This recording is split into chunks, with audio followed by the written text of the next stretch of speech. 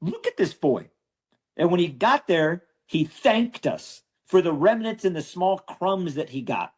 And he sets them down on the ground because I was kneeling at this point, and he sets his food down and he places his hands on my face, on the side of my face, on my cheeks, these frail, skeleton, emaciated hands, dirty. And he puts them on my face and he kissed me. He kissed me and he said, "Thank you," in English. "Thank you." And he collected his items and he walked back to the group. And then he was shot at with pepper spray and tear gas and stun grenades and bullets shot at his feet and in the air. And he runs away scared. I was on the inside of the site. So there's berms that surround the site. So I couldn't see outside of the site. So the last group of people, women and children and small children and kids and children and babies, are leaving the site. And as they're leaving the site and they get to the next intersection, I hear machine gun fire. It startled me because I didn't know what was going on. So I ran up to the berm. You see the berm behind him there. I ran up to the berm so I could look. And I run up to the berm and I get down and I'm kind of like in a covered position and I'm looking like, oh, what's going on? I thought we were being attacked. And the IDF were shooting at the crowd, and I'm shooting into this crowd. And Palestinians, civilians, human beings are dropping to the ground, getting shot. And Amir was one of them. Amir walked 12 kilometers to get food, got nothing but scraps, thanked us for it, and died.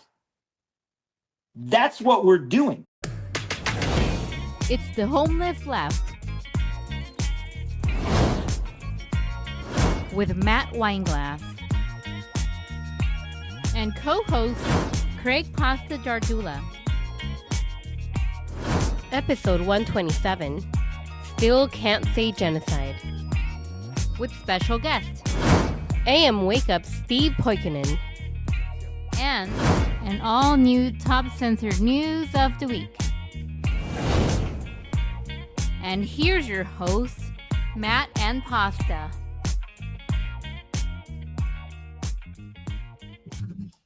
All right, welcome you guys. We're back. We're back for another in studio. We're in Los Angeles, guys, doing the Homeless Left right here for you. I got a co-host today, Craig Pasta Jardula, back in the studio with us.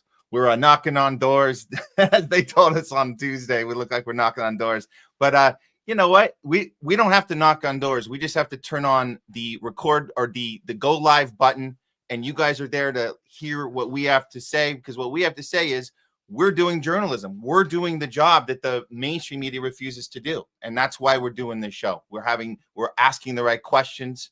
We're getting curious. We're suspicious. We're naturally suspicious. If there's information not being shared, we go further than the people that have all the access. We have to go create our access ourselves and do it from the ground. It's bottom-up journalism, bottom-up movement, a real populist movement. We appreciate all of you guys tuning in with us and being part of this together, because you are part of what we're doing. You're not just watching, you're participating as well, which we definitely appreciate.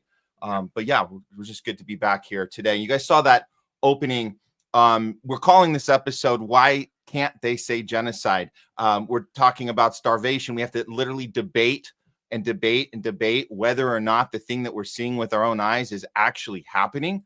It's a complete waste of time that we have to continue to be in these debates. But that's part of what we signed up for here. We have all these pushbacks and obstacles where we're just trying to report what we're actually seeing and get this information out to people. So that's what we have going on today. And if it takes an actual U.S. soldier to go on Instagram and tell us what he's saying for himself, whatever it takes, we have to let these stories be heard, and fight the pushback, which is the censorship industrial complex, which we're going to be getting into more today as well.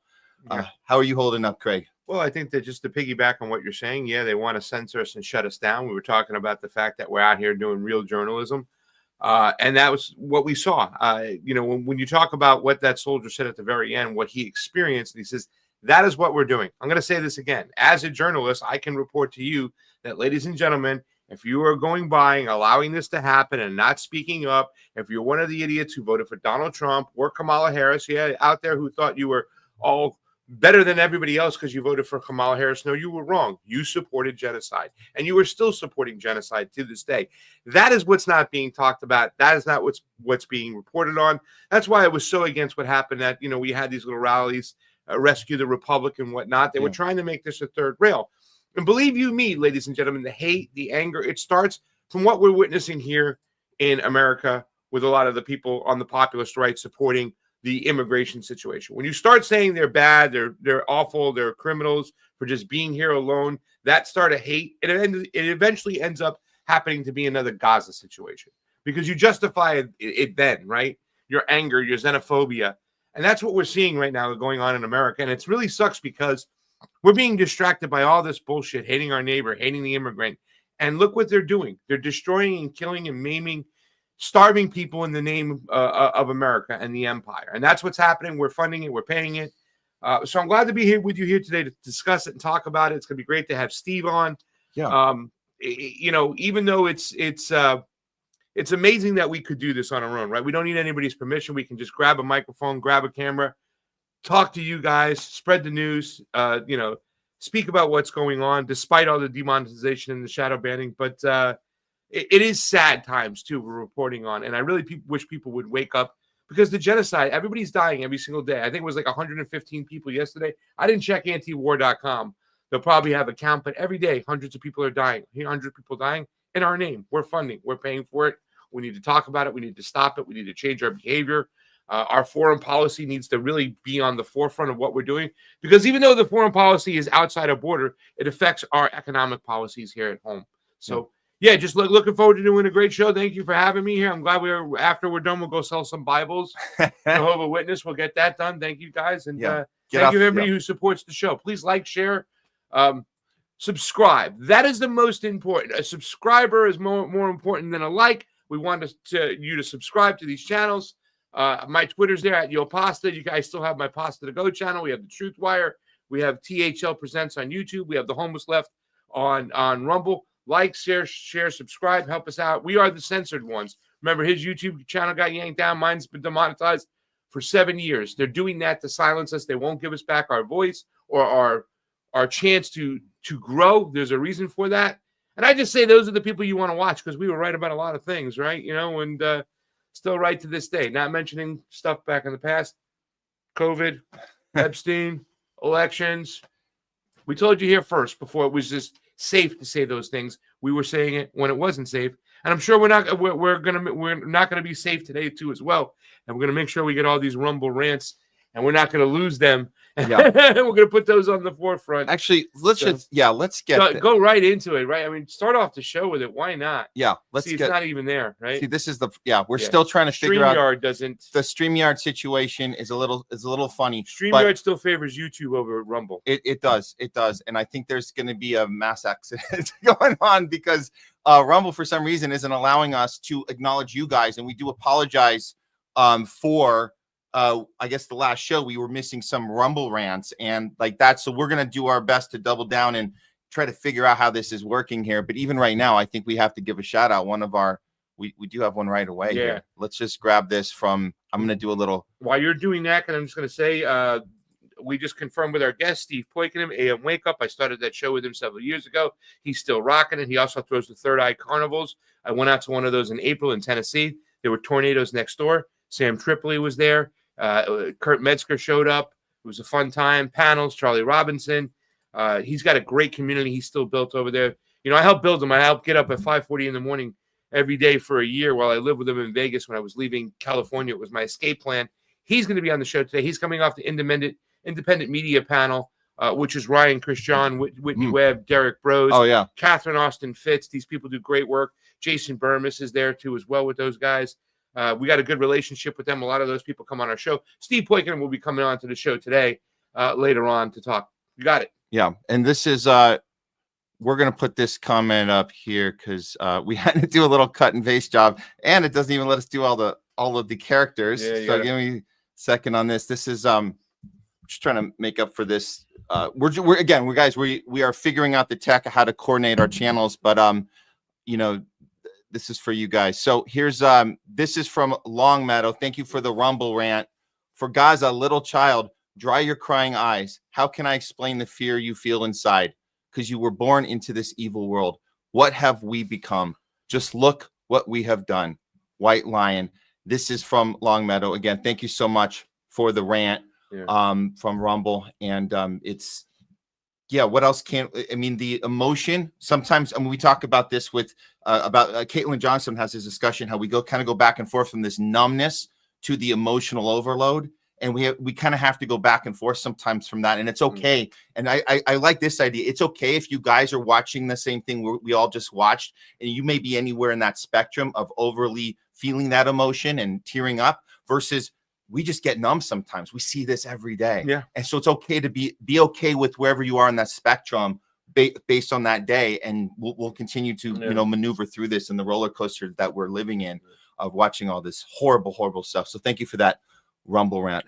With the show being called The Homeless Left, and it's what first attracted me to the whole working with Matt too as well, because I kind of felt, you know, that way, leaving the party for quite some time, having conversations about what happened with the Bernie Sanders lawsuit with elections and how that went awry, right? I still don't understand how anybody considers himself a leftist and wouldn't realize that elections are so fraudulent in the United States and so fake. However, with that being the case, you know, I just think it's important too as well, because yesterday on the radio show, some of the call-ins, Matt, were a lot of people defending the Democrats as the lesser of two evils. There was a guy who called in, one of my first callers, his name was Anthony. And Anthony is one of those guys. A lot of the callers are repeat callers. And it was such an electric show. I invite you guys. It's just energy. New York it's greater New York. It's a call-in show. And it's just amazing. The voices what people speak, their opinions, whatnot. And it's traditionally Pacifica is a Democratic Party leftist kind of channel. So that's a lot of the people were there. There are Trump people who call in and defend Donald Trump. Not yesterday. They were hiding. But playing this lesser of two evils game, doing the show The Homeless Left, I think it's important for us to also point out that we can't get caught in this quagmire once again. This go to the left, go to the right, go to the left, go to the right. If you remember why, some of you out there, why you supported Barack Obama like I did, is because not only that he represented hope and change, and it was very vague, like Garland said, but the Republicans were batshit crazy at that point. You had Dick Cheney, you had Wolfowitz, you had Rumsfeld, you had George W. Bush himself, and they were like talking about, you know, preemptive attacks. You got to kill them before they even think about killing you. And the mindset behind that, it's like, wait a second, you can't do that. That's like, you know, no, if you do preemptive attacks, then you can attack anybody at any time and make justification for it. And the war machine continues to grow. So we voted for Obama because they were so crazy. Here they go again. Now they're going to do it again. And I'm suspecting a Gavin Newsom AOC type of ticket.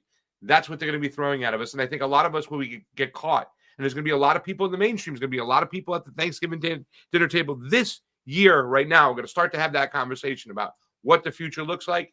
And you're going to see a lot of people, a lot of the people in Hollywood, a lot of people who work with people we know and friends we know, capitulate to that Democratic Party again. That's where they're going again. We got to be ahead of it. We have to get at. I mean, listen, I don't know what the option is moving forward. I looked at the Libertarian Party, got a lot of mud on my face for what went on. However, I know that the first thing that we need to do is recognize the problem in front of us, and we can't play into this quagmire once again. So that's why this media that will think outside the two-party duopoly is going to be so important, Matt. Yeah, absolutely. Yeah.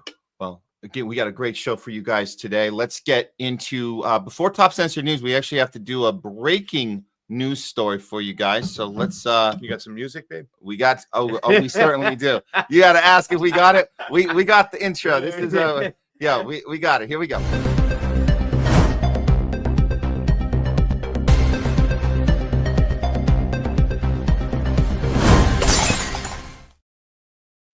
We have some breaking news for you guys today. The PELOSI Act, which bans congressional stock trading, has just passed out of committee 8-7. This was yesterday, end of the day. So we wanted you guys to see this. It kind of came out of nowhere. The thing existed, but they changed the name to, and it was Senator Josh Hawley that changed the name to the PELOSI Act. Here's what happened. So this is Hawley on the floor. And this is that they need to get an 8-7 vote, and he was the deciding vote because he went with the Democrats. Let's hear what he has to say. Well, let me just say that we have an opportunity here today to do something that the public has wanted us to do for decades, and that is to ban members of Congress from profiting on information that, frankly, only members of Congress have in the buying and selling of stock. 86% of Americans say that members of Congress should not be able to buy and sell shares of stock, individual stock, while they are members of this body, and they are absolutely correct. And the reason is, you can see it, there was just another ethics referral in the House last week. We've seen the former Speaker of the House make millions of dollars in profits. We've seen members of both parties, I'm sad to say, be investigated for their stock trades. And the reason for all of this is that, quite frankly, members of this body are privy to information that the normal person just is not. Now, is that insider trading? It is not under the laws. Sometimes people say, well, we already have insider trading laws. We don't need a stock ban. Well, the information that members of Congress are privy to is technically not covered by the insider trading laws, but nobody really believes that the information that we get isn't valuable. It is quite valuable, which is why back during COVID, you saw members of Congress of both parties engage in a flurry of stock trading right after they were getting COVID briefings. Were members of the public getting those briefings? They were not. Were members of the public privy to the kind of information that was being given to members of Congress? No, they were not. And so when you look at what members of Congress are privy to, what they are able to trade on, the access that they have, it's just qualitatively different than your average Joe or Jane, which is why we ought to put into place common sense guardrails that say, if you want to be a member of Congress, you can put you want to save, great. You can buy mutual funds, you can buy broadly diversified investment vehicles. You should not be able to buy and trade individual stock shares in which, frankly, we have an interest in the work that we do. We have information that no other people get, no other members of the public have. This bill would finally redress that. It is in substance identical to the bill that the committee passed last year. And I believe it is a huge step forward in finally addressing this problem. I urge a yes vote. So he went against the Republicans and with the Democrats. It's very strange. Let's see what happened here. So these are the 7. So it was 8-7. These were the ones that voted against it, all Republicans. So the act is supposed to stop all politicians from trading stocks. Now, why would the Democrats vote for this and the Republicans against it? Well, let's take a little look. Well, Trump, now he's coming out and he's ripping this. He's saying, it says Trump rips second tier. He calls him a second tier Senator Josh Hawley over his PELOSI Act congressional stock trading ban. Trump lashed out at Hawley Wednesday for forging ahead with his proposed ban on the congressional stock trading, accusing the senator of enabling Democrats to target him. So he thinks this is about him, and that the whole reason the Democrats went along with this is because it's about getting Trump. Now, it did clear, like we said, a 7-8 vote, and he was the only Republican that went to it. So here's Trump saying, very much like a sabotage, the Democrats, because of our tremendous achievements and success, have been trying to target me for a long period of time, and they're using Hawley, who just got elected, who I got elected twice, as a pawn to help them.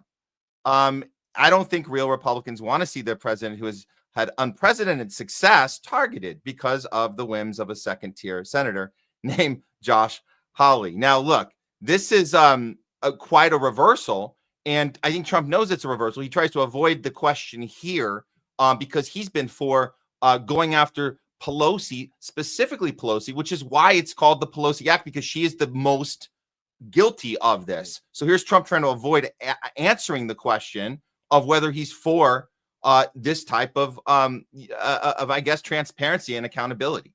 Actually, and Nancy Pelosi became rich by having inside information. She made a fortune with her husband, and I think that's disgraceful. So in that sense, I'd like it, but I'd have to really see I study these things very carefully, and this just happened. So I'll take a look at it. But conceptually, I like it. And what I do think is Nancy Pelosi should be investigated, because she has the highest return of anybody practically in the history of Wall Street, save a few, and How did that happen? It happened by she knows exactly what's going to happen, what's going to be announced. She buys stock, and then the stock goes up after the announcement's made. And she ought to be investigated. So Trump's trying to have Pelosi exclusively investigated, but avoiding the fact that there's an actual bill on the floor that's going to go into the House and Senate now. Probably is not going to make it all the way, but the fact that it exists and it's gone through the committee process, he's trying to sabotage it up front. And it seems Trump is presenting himself like he's personally going after Pelosi rather than doing something of principle, clearly, at this point. Yeah, I listen, I'd like to also make a comment. First of all, thank you everybody who's liking and subscribing. We still got a good audience coming in really quickly. Please share and subscribe, most important. But I would definitely like to say Josh Hawley and point him out because he's an interesting character. He is one guy that I will tolerate his idiosyncrasies and his bad takes and his bad policies that he does have because he does do a lot of good things. And he even started out this discussion by saying that we have a chance to do something that the public has wanted for quite some time. Yeah, we want transparency. And he laid it out. They have insider information. During COVID, it was ridiculous. I remember before they got the Tesla contracts and they signed those over, Nancy and her husband had heavily invested. They knew it was coming. They knew contracts were coming. They knew this stock was going to spring up. So they get all this information. He laid it out beautifully.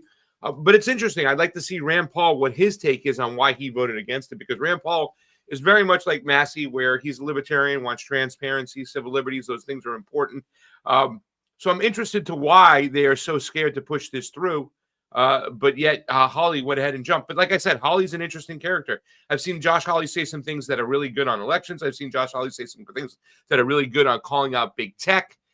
He had pointed out that on the Senate floor, was it the congressional floor? Is he a congressman or a senator? He's a senator. On the Senate floor, on a hearing, that the Facebook, Twitter, YouTube, all these other big tech platforms were using a system in which they would share information about who was censored on one site. I can't remember what it was, but he had pointed it out, called it out. So he's done a lot of interesting things. So this is going to be interesting to see what happens from here.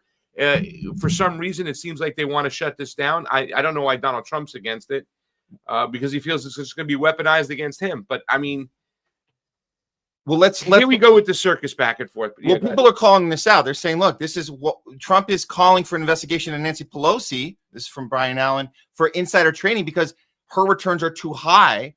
Meanwhile, he's personally lobbying to kill this Pelosi Act, the very bill that would ban all congressional stock trading, including his own. So it's looking a little weird just from the outside looking in. And then Pelosi, Trump is right about Pelosi. We know all this. This isn't new information, but Wall Street Apes reminds us that Pelosi made $3 million in 3 hours with insider trading. That's 17 times her annual salary. She made $4 million on a single trade. That's 20 times her salary. And she owns this $200,000 Porsche. She owns multiple mansions, $5 million each. A stock portfolio hits as high as 93%. So we know all this about Pelosi.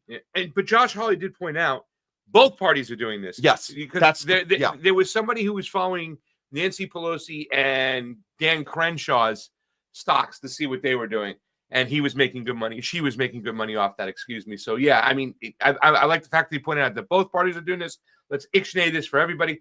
But once again, I want to see what Rand Paul, where his mind is on it. Maybe let me go look real quick and see what Rand Paul's. While you're doing that, I want to show you guys this really funny exchange that happened when Jake Tapper had Nancy Pelosi on. And we'll give a little credit to Jake Tapper. He let's just say this: Pelosi didn't know he was going to be asking her about the Pelosi Act. For some reason, she thought they were only going to be talking about some other. Well, she'll tell you. She's going to stutter through this. It's actually pretty funny. Watch this.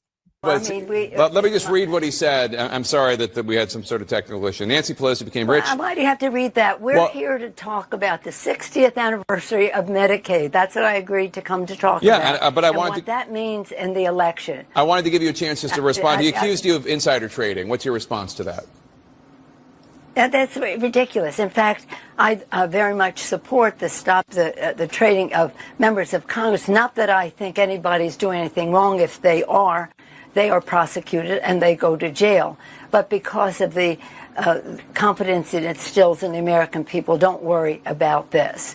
But I have no concern about the obvious investments that had been made over time. I'm not into it. My husband is, but it isn't anything to do with anything insider. But the president has his own exposure, so he's always projecting. He's always projecting. And let's not give him any more time on that, please. We're going forward here, and I'm very proud of my family. And while he might make fun of us, while somebody inspired by him breaks into our home and hits my husband in a deadly fashion, hits my husband over the head, and he thinks that's a riot, I'd rather not go into some of my other complaints about him right now, rather to talk about the 60th anniversary of Medicaid. Yeah. Next question. Nothing, by the way, from Rand Paul. Nothing from Rand Paul. Making a statement. Maybe yet, he's but working on it right now. Who knows? But it's odd, but because usually you'd see him out front going, let's get this done. Let's make sure we can show the American people what's going on in front of us. Hey, anytime any politician promotes transparency, I hope they follow through on it, like Donald Trump hasn't. Yeah. But anytime they promote transparency, I'm for it. Let the people see it. If the truth blows it up, then so be it. We've had too much of this hate speech. We've had too much of coddling and protecting people's egos, but we can't say that because it's too offensive. No. If the truth blows it up, so be it. We just want the truth. The people deserve the truth. That's what we're supposed to be here to do. The fourth estate, bring them the truth. Yep. All right, guys. I think we are about that time to do some top censored news. Yeah, let's roll into it. Can we? I think we got a top of the hour. We have. Yeah, but he's going to be about 5 minutes. Okay, late, so we perfect. About 20 minutes, so we can probably roll. Let's go into for stuff it. Like that. Let's go for do it. We got All music? Do we got? Oh, do we have? Do we have music? He doesn't ask if we have music. We have the. Do we have? Are we ready to transition to this stuff? Yeah. We're gonna make the transition right now. Give me 1 second on this. I didn't. If you're asking about the well edited video that takes me usually several hours to put together. No, we don't have that one, but we do. We always have a nice intro. The intro. We have an intro. We got an intro. So let me throw the number 3. Hold on, let me get this set up. The intro there. Okay, intro's coming. 1 second here. You guys know what time it is. Here we go. Let's do it. Uncanceled Comedy Collective presents Top Censored News of the Week. It's time for Top Censored News of the Week. We're bringing you the stories the mainstream media refuses to cover. If they do cover them, they always do it in a very dishonest or sloppy way, and it's always on purpose. I'm here with our co-host, Craig Pasa Jardula, in the THL studios today with me. We're counting down the top 3 stories that you are not going to see covered accurately or at all on the big networks. So here we go. Coming in at number 3, a top lawyer who is suing Bill Gates and Pfizer CEO Albert Bourla has been disappeared. Let's look at this story. From Focal Points, a lawyer suing Gates and Bourla for COVID vax injuries, and this is in the Netherlands, is arrested and imprisoned. And so this trial, let's look close here. So the Netherlands goes full fascist in a Gestapo reminiscent late night arrest of attorney Arno van Kessel 1 month before trial against Gates. In a stunning expression of the globalist fascist takeover in the Netherlands police have arrested this attorney. He's the lead attorney that was suing Gates and Bourla and the others that are all on this case. Now, look, we covered this when it broke. And there's a mainstream is covering this is completely covering up the story. The civil process was scheduled to begin on July 9th, and he's arrested in this early morning raid by Gestapo. Yeah, there's this saying it has that Gestapo tactics. Right? And but it does says he was reportedly blindfolded, bound, and taken into detention where he remains almost 2 months later. He ain't gonna make that trial now, is he? No. He's not gonna make the trial. Let's look at a coincidence. Yeah. How interesting. I'm sure it's not related at all. It's got something to do with something else. Not related. Have they lobbied charges? Have they said anything? Let's see there's a little report from Daily Pulse, who's usually right on point with these stories. Here we go. It's 2025, and if you expect to see justice in the Netherlands, it ain't happening. The Netherlands police have arrested Arno van Kessel, the lead attorney suing Bill Gates, Albert Bourla, Mark Rutte et al. For COVID-19 vaccine injuries. The civil process was scheduled to begin on July 9. Mr. Van Kessel was arrested in a Gestapo-reminiscent early morning raid by parliamentary police on June 11, where he was reportedly blindfolded, bound, and taken into detention, where he still remains almost 2 months later.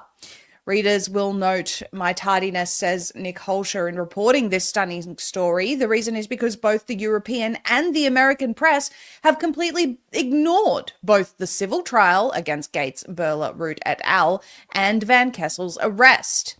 Nick Holscher. And to be clear, they have not only ignored it, they have done smear pieces on this story ever since we heard about it almost a year ago when it first broke. And they every time you try and look up this story and where they are at with it, they tell you it's fake. No, there's no court case in the Netherlands. No, it's conspiracy theory. Just to be clear, there's a massive campaign to make you think that this is not even happening when it actually is. Says he became aware of the story when Aidan Salazar of InfoWars recently reported on it. Nick says Salazar's report prompted him to do a Google Netherlands search with the keywords Arno van Kessel gearresteerd. That is Arno van Kessel arrested. And he got one search result for a June 27 report in an independent online journal called De Andere Krant, or the other newspaper. The following is an English translation. It says that Arno van Kessel will be held in custody for an additional 90 days because the Public Prosecution Service continues to designate him as a suspect in an investigation into a criminal network, yet without presenting any evidence. This means the Leeuwarden lawyer will definitely not be present at the public hearing on July 9th in the Leeuwarden District Court, where the first substantive hearing in the internationally high-profile case against, amongst others, the state of the Netherlands, Mark Rutte and Bill Gates is scheduled. His partner, Peter Stassen, is on his own, but he says he will appear fully equipped. So obviously the case is still going forward, but the lead attorney now will not be partaking on July 9th. And like I said, we've known about this case since I just pulled this one up, just so you guys see the timeline on this. This is from October, that the Dutch court orders Bill Gates to face trial over COVID-19 vaccine injuries. And I'm going to tell you guys right now, you can go to Google and try and type in Bill Gates, Netherlands trial, and it's going to say this has been proven false. This is not real. Yeah. When it actually is. So just that alone should be enough to get you guys to really question what kind of capture our media has as they continue to defend Pfizer. You guys know that we do Pfizer, Moderna, but we do this segment Real Fake News because we're not brought to you by Pfizer. They all are. And that's why they give you those headlines and tell you that this isn't actually happening at all. Yeah. This is why it's important for some of the people to realize, and this is kind of like one of those aha moments for a lot of the people who are thinking that it's not okay to protect our inalienable rights, right? The immigrants don't have a right to due process because they're immigrants. They're not legal citizens. It's so stupid because this is what you're going to get if you don't protect those laws. Due process, right? The Fourth Amendment, how important it is. Unlawful search and seizures. If you allow that stuff to happen for one person, you'll allow it to happen to all. They're holding this lawyer simply by saying he's a suspect in a criminal ring. They don't have proof. They don't provide it. But if you destroy those, once again, those protected rights that were in our Constitution, I know this is a different situation with the Netherlands, but it's a great example. It opens up the door for the state to do whatever they want, hold anybody whenever they want. They can cite an emergency. They can say what they want. You say they can do this over here. They can wear masks and not identify themselves police officers, right? Which, once again, stated within our Constitution, to uphold the Constitution, they have to be able to identify themselves, give their badge number. They can't do it unlawfully. And now you say it's okay because it's immigrants and they're not legal. It's going to come for you. It's always going to come for you. I mean, I would like to go back and still look at what Joe Biden's designation of domestic terrorist, how that's still going into play, because once again, you bend the laws and you say it's okay to be unlawful, to take away unalienable rights from these people. It eventually they'll do it to you. And this is important. Look what they're doing right now. Yeah. You think that it doesn't take, I mean, no offense to Craig for connecting those dots. It doesn't actually take a genius to connect those dots. Why don't people do that on their own. Yeah. We have to keep telling people this. When you step out of the tribal mentality and think that you're only going to speak up when it affects your tribe and you're going to stay silent when it doesn't, you're on the wrong side of things. The only way we can move forward and give power back to the people is we have to be in the streets. We have to be vocal for any time this happens, whether it's for somebody that you are aligned with or not. And so just follow, you guys, if you're confused about when to speak up, follow our lead. We'll be in the streets for everything. We'll be in the streets for ending the mandates with the trucker convoy. We'll be in the streets for January 6th. We'll be in the streets for everything. So don't just if you're confused about how this works, just kind of follow our lead. It's pretty easy once you figure out how to apply principle to every issue. But they're coming for you next. So don't think you're just because you have your citizenship means you're in the clear. Okay. Let's domestic terrorist. I mean, look what they just did. They labeled you, an enemy combatant, so they can take away your rights. How many people did they from the J6 situation? They call them J6 hostages, whatever. Yeah, Donald Trump. Look what they did to them, and they'll do that to American citizens if you allow them and say it's okay to do it to the immigrant, to do it to the foreigner, to do it to the criminal, whatever the case may be. Take away rights, no due process. No Fourth Amendment. Forget about it. You're opening the door to Pandora's shit box. And this is a good example because they're just holding a lawyer, said he's a suspect. We have no proof. He's a suspect in a criminal ring. Yeah. They can do anything at any time, and they'll do it to you. As long as you talk against the state, you're done. So stick up. All right. Coming in at number 2, top censored news of the week. Oprah did not open her private road to help Hawaiians evacuate during the tsunami warning. Let's take a look at how this story unfolded. We'll start with the Fox News report of the tsunami, which seemed to be the only network. And I'll just say this, guys, the others didn't jump on this. It was very strange. Once we had the earthquake, the 8.8 registered in Russia, it started to come. The tsunami warning came. Hawaii was in the path. And then, of course, our whole West Coast, where we're at, was also in the path. The only news coverage that seemed to be going, loud about this was on Fox. So we'll play a little bit of that just to show you guys this happened. This was just 2 days ago. And then we'll see where Oprah comes into play on this. Here we go. All right, this is a Fox News alert. A massive 8.7 magnitude earthquake off the coast of Russia has now issued tsunami advisories and watches, including Japan, Hawaii, the entire west coast of the U.S. This could be one of the top 10 earthquakes ever recorded. Joining us now from Fox Weather is Steve Bender is with us. Steve, 8.7, that puts it in the top 10. That means these tsunami warnings and advisories are very real.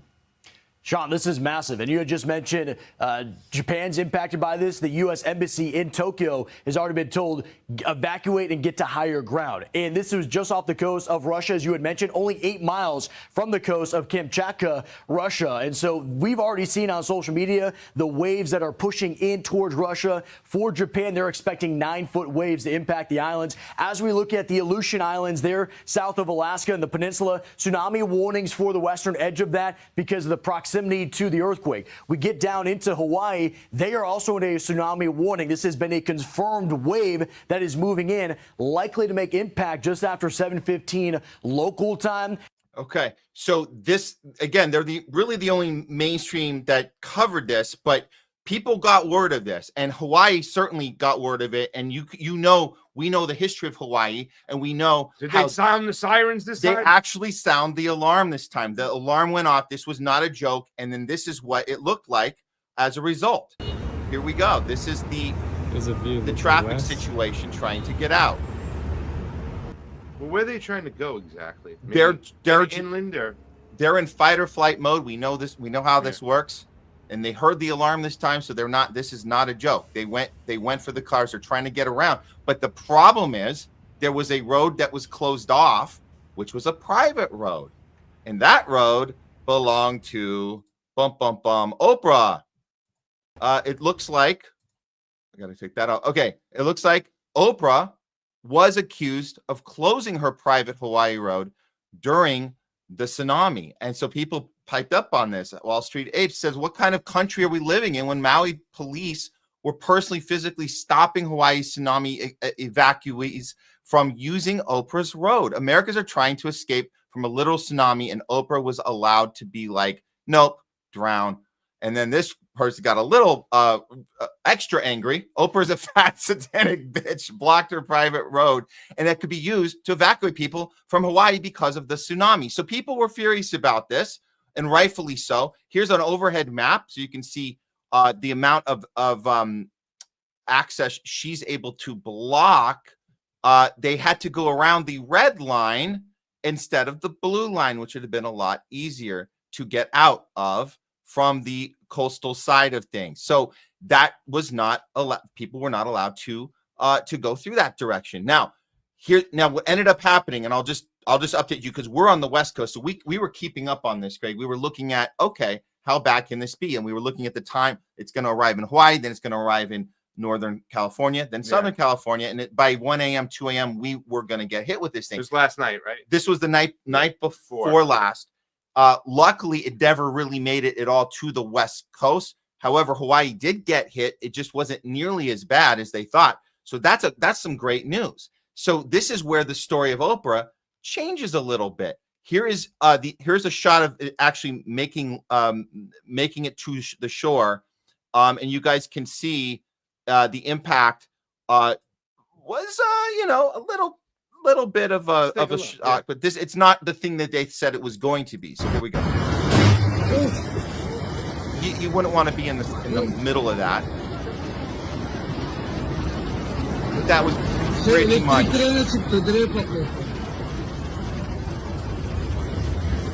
Yeah, not good. You would not want to be there. So, but it wasn't awful. It wasn't awful. People were told, and we were actually told in LA to get to at least 7 stories. Now, we didn't panic. We were just like, okay, let's keep an eye on, let's see how Hawaii goes. And they ended up being fine. Now, this is where the story gets silence.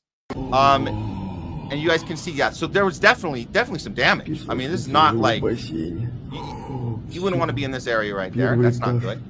We had no casualties were reported, so that's also very good. However, the Oprah situation just gets a little more shady, as you can imagine. Keep that down. I'm going to pull up this part of the Oprah story where after the fact, now she's got total protection. If you look this story up, they're going to tell you that this didn't actually happen. Oprah was cooperating the whole time. So Right Angle News Network says, breaking, Oprah is still refusing to open her private road. The blue line from Waiea to Kula, Hawaii, preventing thousands of Hawaiians from escaping higher ground to avoid tsunami. And then you got the community notes. Oprah's road is open, according to Maui Police. And of course, it's open now. And guess what? If you go to mauicounty.gov to that link, here's what you get. We're sorry, this is not actually available. So that's pretty much the end of that story. And then if you go to Google right now, you'll see all of the mainstream outlets are online. The Guardian is no exception. No, Oprah Winfrey did not block access to a road in Hawaii amid tsunami warning evacuations. And that's the end of the story. There you go. Total protection for Oprah.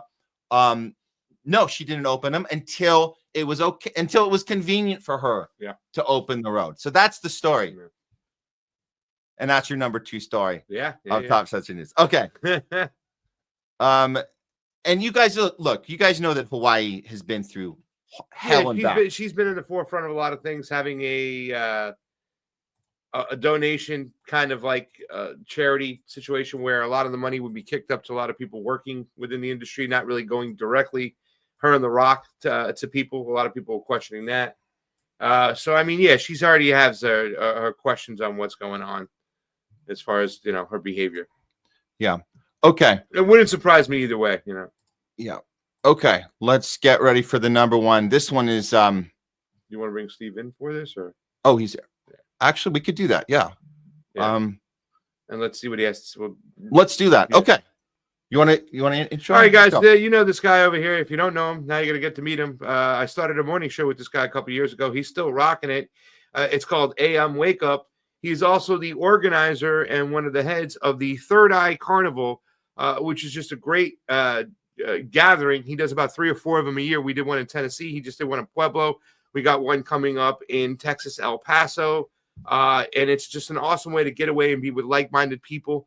The last panels and the last comedians had people like Kurt Metzger, Sam Tripoli, Leandra Johnny. It was just a great time. Charlie Robinson was there, 7 C's, Steve. I was able to do a lot of cooking in Tennessee while we had tornado warnings, but just the community that comes on out. Like I said, presenting solutions to all the problems we have. We had beef donated by the Beef Initiative, Texas Slim. Ladies and gentlemen, you know him, Steve POIKONEN from Slow News Day is here today with us. How's it going, fellas? Great. Thanks for being with us today on the Homeless Left. Yeah, Steve, we're about to dive into the #1 censored story of the week, and we figure we bring you on in and let you get your opinion on it. So let us just throw this out there, and we'll let you take the lead as we get into the title. All right. Here we go then. Top censored news of the week. Coming in at #1, New York Times backpedals on their starvation in Gaza coverage. Let's see how this unfolded. So, according to the Jerusalem Post, New York Times quietly alters Gaza starvation story to include key details of child's medical condition. The New York Times amended its article that detailed starvation in Gaza on Tuesday to include that a child featured in the story and is on its front page, Mohammed Zakaria al-Mutawa, had a pre-existing medical condition that impacts his appearance. The amendment came after the Israeli Consul General in New York made the request and after the photo of him and his brother spread across social media. The consulate informed the New York Times of his medical condition, according to Israeli media, citing Israeli sources. It's unfortunate that the international media repeatedly falls for Hamas propaganda. First they publish, then they verify, if at all, Israeli Consul General in New York stated. The correction is just the beginning. We'll continue to fight for the truth and expose Hamas propaganda by every possible means. Here's the picture that went around social media, and the thing he suffered, the pre-condition he's suffering from is cerebral palsy.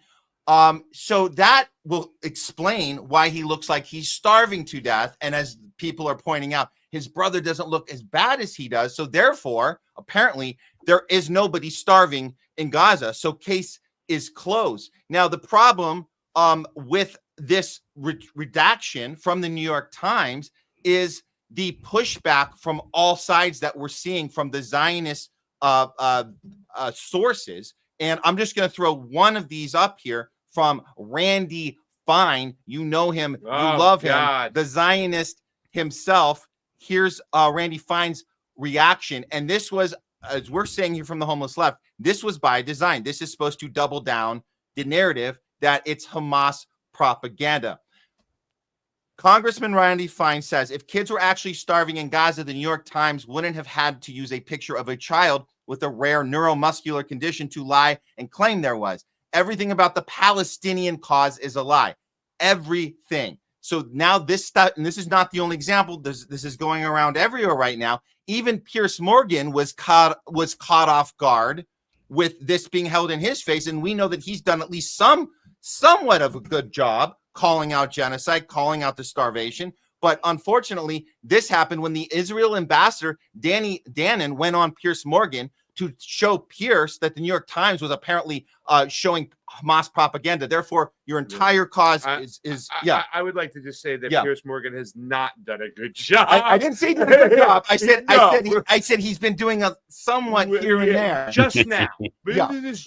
Just now. Yeah. But just watch him getting called out, and then you guys can make the critical thinking yourself and understand that maybe the New York Times was involved with playing their role to make this a legitimate news broadcast on Piers Morgan. Here it is. Talk about the New York Times picture. Let's speak about that for a minute.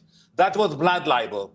When you put a picture of a sick Palestinian boy who has a disease and you claim that he was starving, that was a lie. And by the way, they retracted that. But the way they retracted it was also shameful. They put it in a small page on their Twitter with But to be 89,000. clear, You said that this boy was also starving. You want to rewind it 2 minutes the ago? boy, why It's not true. deny what we see with our own eyes? So look at his brother when you can see in the picture that his brother is well fed and he has no issues with the family. I'm telling you that there is no starvation in Gaza. There is a starvation campaign, a very successful one. With this campaign, that is the reason you don't have a ceasefire now. And obviously we know that's complete BS because we see these pictures all the time. This is just one this morning. This was a few hours ago. 27-year-old. Israel killed him, denied him food and medicine. Israel left him to starve and die. Just one example. We could go on and on. But overall, and this is from Adam, 1 million children are being starved in Gaza right now. This is being done in your name. For the love of God, speak up. So here we are. We've definitely taken a backpedal. I want to pass it over to you, Steve, on your thoughts on how everything went down. And was this coordinated and organized? Or was this, what role did the New York Times play in how things unfolded with this particular story? Well, I'm sitting here lamenting over the fact that there's not an organized, well-funded propaganda response to the rampant nonsense that, of course, the original propaganda overlords, Hamas, have been able to produce over the last couple of years. If only, Matt, if only, Pasta, there was a well-oiled counter propaganda machine, we would probably be much. This is wild, dude. I think the New York Times messed up. I don't know if on purpose it is the way that I want to frame it, but they're not short for, as we just saw, pictures of different, unfortunately, pictures of different starving people. So to set up the shot like that, especially when it's a media outlet like the New York Times, I feel like they were leaving the door open for a response like this to happen. Now, does having cerebral palsy mean you're also not starving? Of course not. But now we're not even allowed to ask that question because it's playing into the hands of Hamas. And to even spend 5 minutes a day online is being subjected to snuff films, and it's gross. But it's also reality, and people should be aware of it. And they're calling it a retraction. It's not. They amended the story a little bit to include the fact that the kid had cerebral palsy, but they're not saying, and that means therefore he's not starving. You know what I mean? And so the way that I can't remember the douche's name that was on with Piers. Yes, Danny Dannon, yeah. That's right. Yeah. He's the Israeli ambassador, spokesweasel, or whatever. Yeah. The way that he frames it, that absolves the IOF of literally everything because the New York Times got something a little bit incomplete. And it's just insanely gross to have to sit there and watch and listen to it. It's not even obfuscating or lying at this point. It's something more sinister, and it will be one of those things that for years to come, man. Not that I think the majority of the Danny Dannons out there have anything like remorse, but it's something that they're going to have to deal with everywhere they go for the rest of their lives. And I hope it's uncomfortable. I really do. I think that I don't think it's remorse right now where we see a change of what's going on. Just now, only now. We were talking about Piers Morgan. It took him a long time before he started playing this role, right? When it was past the point of no return. Just knowing now, we see the media coming around and starting to kind of cover the pictures that we've been seeing on TikTok and all these Instagrams for quite some time. Only now we see the president coming around and admitting they're starving. What now? Only now we see the Europeans saying, well, we'll recognize a Palestinian state. Why do you think they're recognizing stuff right now? Has there been a breaking point? No, there's nothing left. Yeah. Well, there's nothing left. And if you believe Stephen Dontinger, who, came out I think last week and said, I ran this, I ran the scenario through a model, and it said in all reality, there's over 400,000 people that have been exterminated in Gaza over the last, 22 months, almost, something like that, which is a ridiculous amount of people a day, by the way. Every day, it's still like hundreds, no longer exist anymore. That's insane. But if you believe, because I haven't seen the modeling or anything that he used for it, but looking at all of the pictures of the devastation there, it seems like he's probably onto something as far as that number goes. Well, Stephen, the number they're reporting right now is just the number of people they've buried. So that's and so I mean the change in tone, in my opinion, comes from the fact that there's literally nothing left.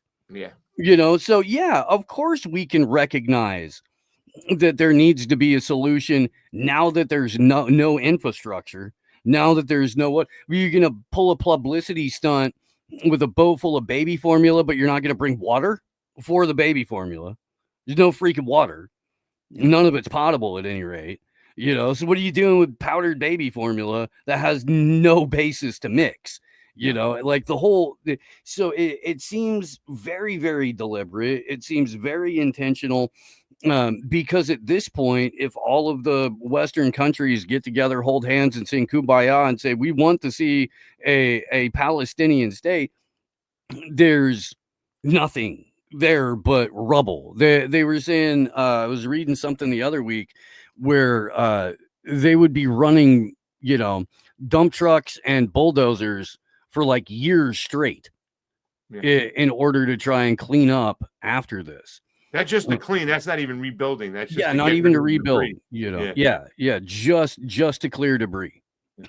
Where do the Palestinians end up in your mind, Steve? Do you think they get a lot of them get sent off to Egypt or another part of the land? I know Donald Trump has talked about moving some people to Libya, since we already destroyed that area over there. Maybe we can move them to another destroyed infrastructure state. Your thoughts? I mean, honestly, I don't know. It doesn't bode well for them anywhere. It never really bodes well for, like a people without a state, people without a country when they have to relocate someplace. You would think if, Macron is sitting there saying having decent, nice overtures towards the Palestinians, that he would in fact offer, some of France up. As far as that goes, France has taken in all kinds of refugees from all over the place over the last, I guess since the beginning of the global war on terror. But I don't see Macron opening the doors in that case. And if I was a Palestinian, I probably wouldn't want to move to France in the first place. I really wouldn't. Like, I would want to go back to where my house used to be before you bastards blew it up. That's what I'd want. Well, I would say, look, back to the New York Times situation. I don't necessarily think that they coordinated this on purpose. But I am kind of in that middle area, suspecting that they were played. They were taking orders. They were maybe set up. Here's the story you're going to run. I think it's interesting when you look at the timing, because Craig mentioned about how it's okay now for these news outlets, for the mainstream, for the Western propaganda machine. It's okay for them to say that there's people starving in Gaza. Why is it okay now? And why is it okay at the exact same time when you go to The Guardian, you go to the New York Times, you go to these different outlets, CNN, talking about people starving? I think it's okay because they're suggesting that the conditions aren't necessarily being blamed on Israel and the U.S. and the Western war machine. They're kind of suggesting that it's just the conditions of a famine that just happened, and if anything, it's Hamas being suggested as the reason. So there's a coordination of it being okay to do now. So when the New York Times makes this, what we're saying is either a mistake or we're saying it's a misstep for whatever reason, it's actually setting the movement backwards, even though you have normal everyday people who maybe weren't paying attention. And I'm not trying to give cover to people who haven't been saying Free Palestine for the last 2 years, but some people really have been confused or haven't been looking at it. But when they see the reports now they're feeling something. Oh, I feel for these people, but they have no idea what we know because we've been actually doing the journalism, doing the work. And I just think that these news outlets are extra captured right now, and we're actually making a step backwards because now people want to talk about people starving. The president is saying they're starving, but we're not doing anything about it, and we're certainly not going to take responsibility for it. So do you think that are we making any step forward, or is this kind of a kind of a fake out step forward where we're really step back? Narrative management. Narrative management. Yeah. Well, again, everybody's had to bear witness to a live streamed genocide for 22 months. And there's a sell-by date for everybody's level of tolerance for that. For a lot of us, it was October 7th or 8th or 10 years ago or 15 years ago or 25 years ago or whenever we first started, paying attention to any of this. But for the people who are just, going to work and then, checking out with Netflix or whatever that aren't keyed in as much, even those people are like, this is a lot, you guys. What's going? So I think it's about, at least for the U.S. government, it's about saving face and trying to, can you imagine the conversations between the U.S. ambassador and the Israeli ambassador, or even Trump and Bibi Milikowski, where they're like, could you guys just maybe not take so much delight in massacring all of these people? Could you make it look a little bit less like it's the most fun you've ever had? Could you maybe not send the rapiest people you have into Gaza proper? Tell your boys to stop posing in other ladies' underwear and stuff like that from a family they just slaughtered. It's not a great look.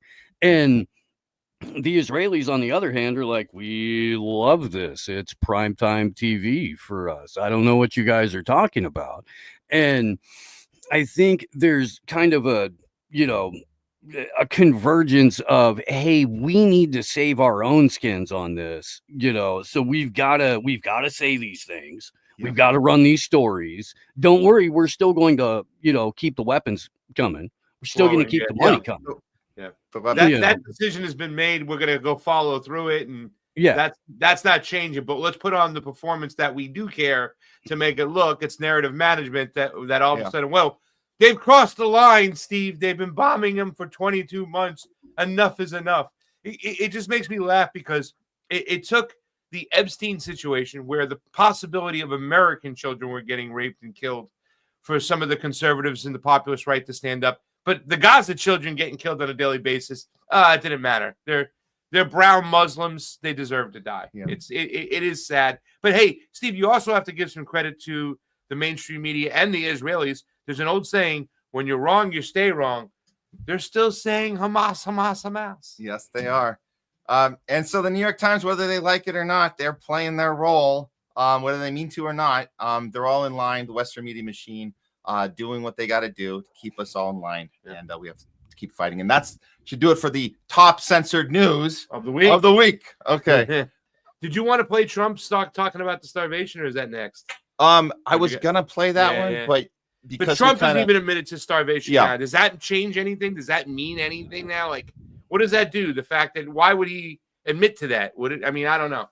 Trump basically already called Milikowski a madman, said he didn't know what the F he was doing, stuff like that. Donnie pops off. We know that. But then he writes a check and he sends the weapons no matter what. Well, this is the part I'm making, is you're allowed to say they're starving. You're not taking responsibility for them starving. You see that? So there's this element of, if only Hamas would be more agreeable when they're in the negotiating table. It's too bad. Maybe they want to die. And we heard Netanyahu say that too. I think they want to die. That's what it looks like to me. So it's okay to show that empathy, and it keeps people in line. It keeps people going, oh, our president cares. So the caring, right? This is the wearing the yellow ribbon, right? It's the feelings time. It's time for feelings, but nothing's actually getting done.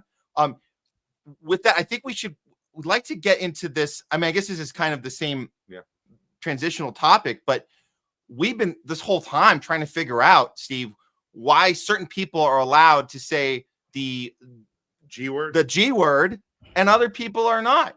We saw this happen. And I think this is like total bizarro world, where we have Marjorie Taylor Greene, the first Republican lawmaker to call Gaza crisis a genocide.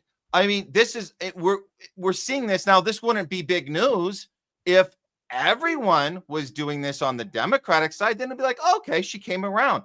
But unfortunately, we have people like Bernie Sanders, who, let me just play this. If you guys haven't seen this one, this is Bernie's little demonstration. Israel has the right to protect themselves. We played this morning, man, and I don't like abusing the elderly, but I made an exception for Bernie this morning. We'd like you to abuse him again after this. we got to show this. If anybody missed this, this is Bernie's little demonstration of why Israel has a right to defend itself, and Hamas is the worst terrorist organization ever created on the planet in the history of humanity.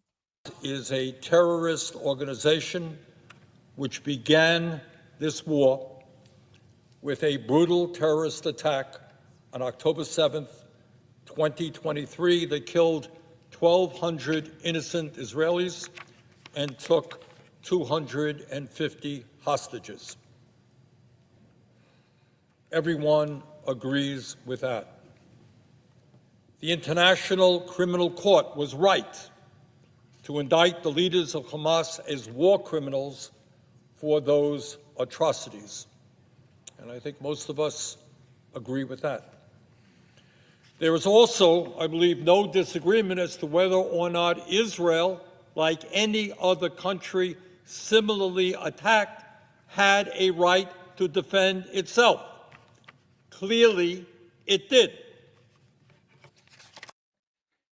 Just starting a sentence with "there's no disagreement, everybody's aligned with," that's you're being dishonest right off the bat. How could you not at least acknowledge that people do disagree with that? I mean, so the fact that you're silencing that in the beginning, He always sets the table for a false argument. Yeah. Well, let's talk about who disagrees with those numbers, right? The IOF disagrees with those numbers. Haaretz disagrees with those numbers. The Times of Israel disagrees with those numbers. Jerusalem Post disagrees with those numbers. Channel 12 disagrees in Israel, disagrees with those numbers. So Bernie is flat out lying, knows he's lying, and maybe doesn't know that multiple Israeli outlets have reported that not only was the 1,200 number exaggerated in terms of the damage that the Hamas fighters did, but in fact, many of those Israelis died at the hands of the IOF under the Hannibal Directive.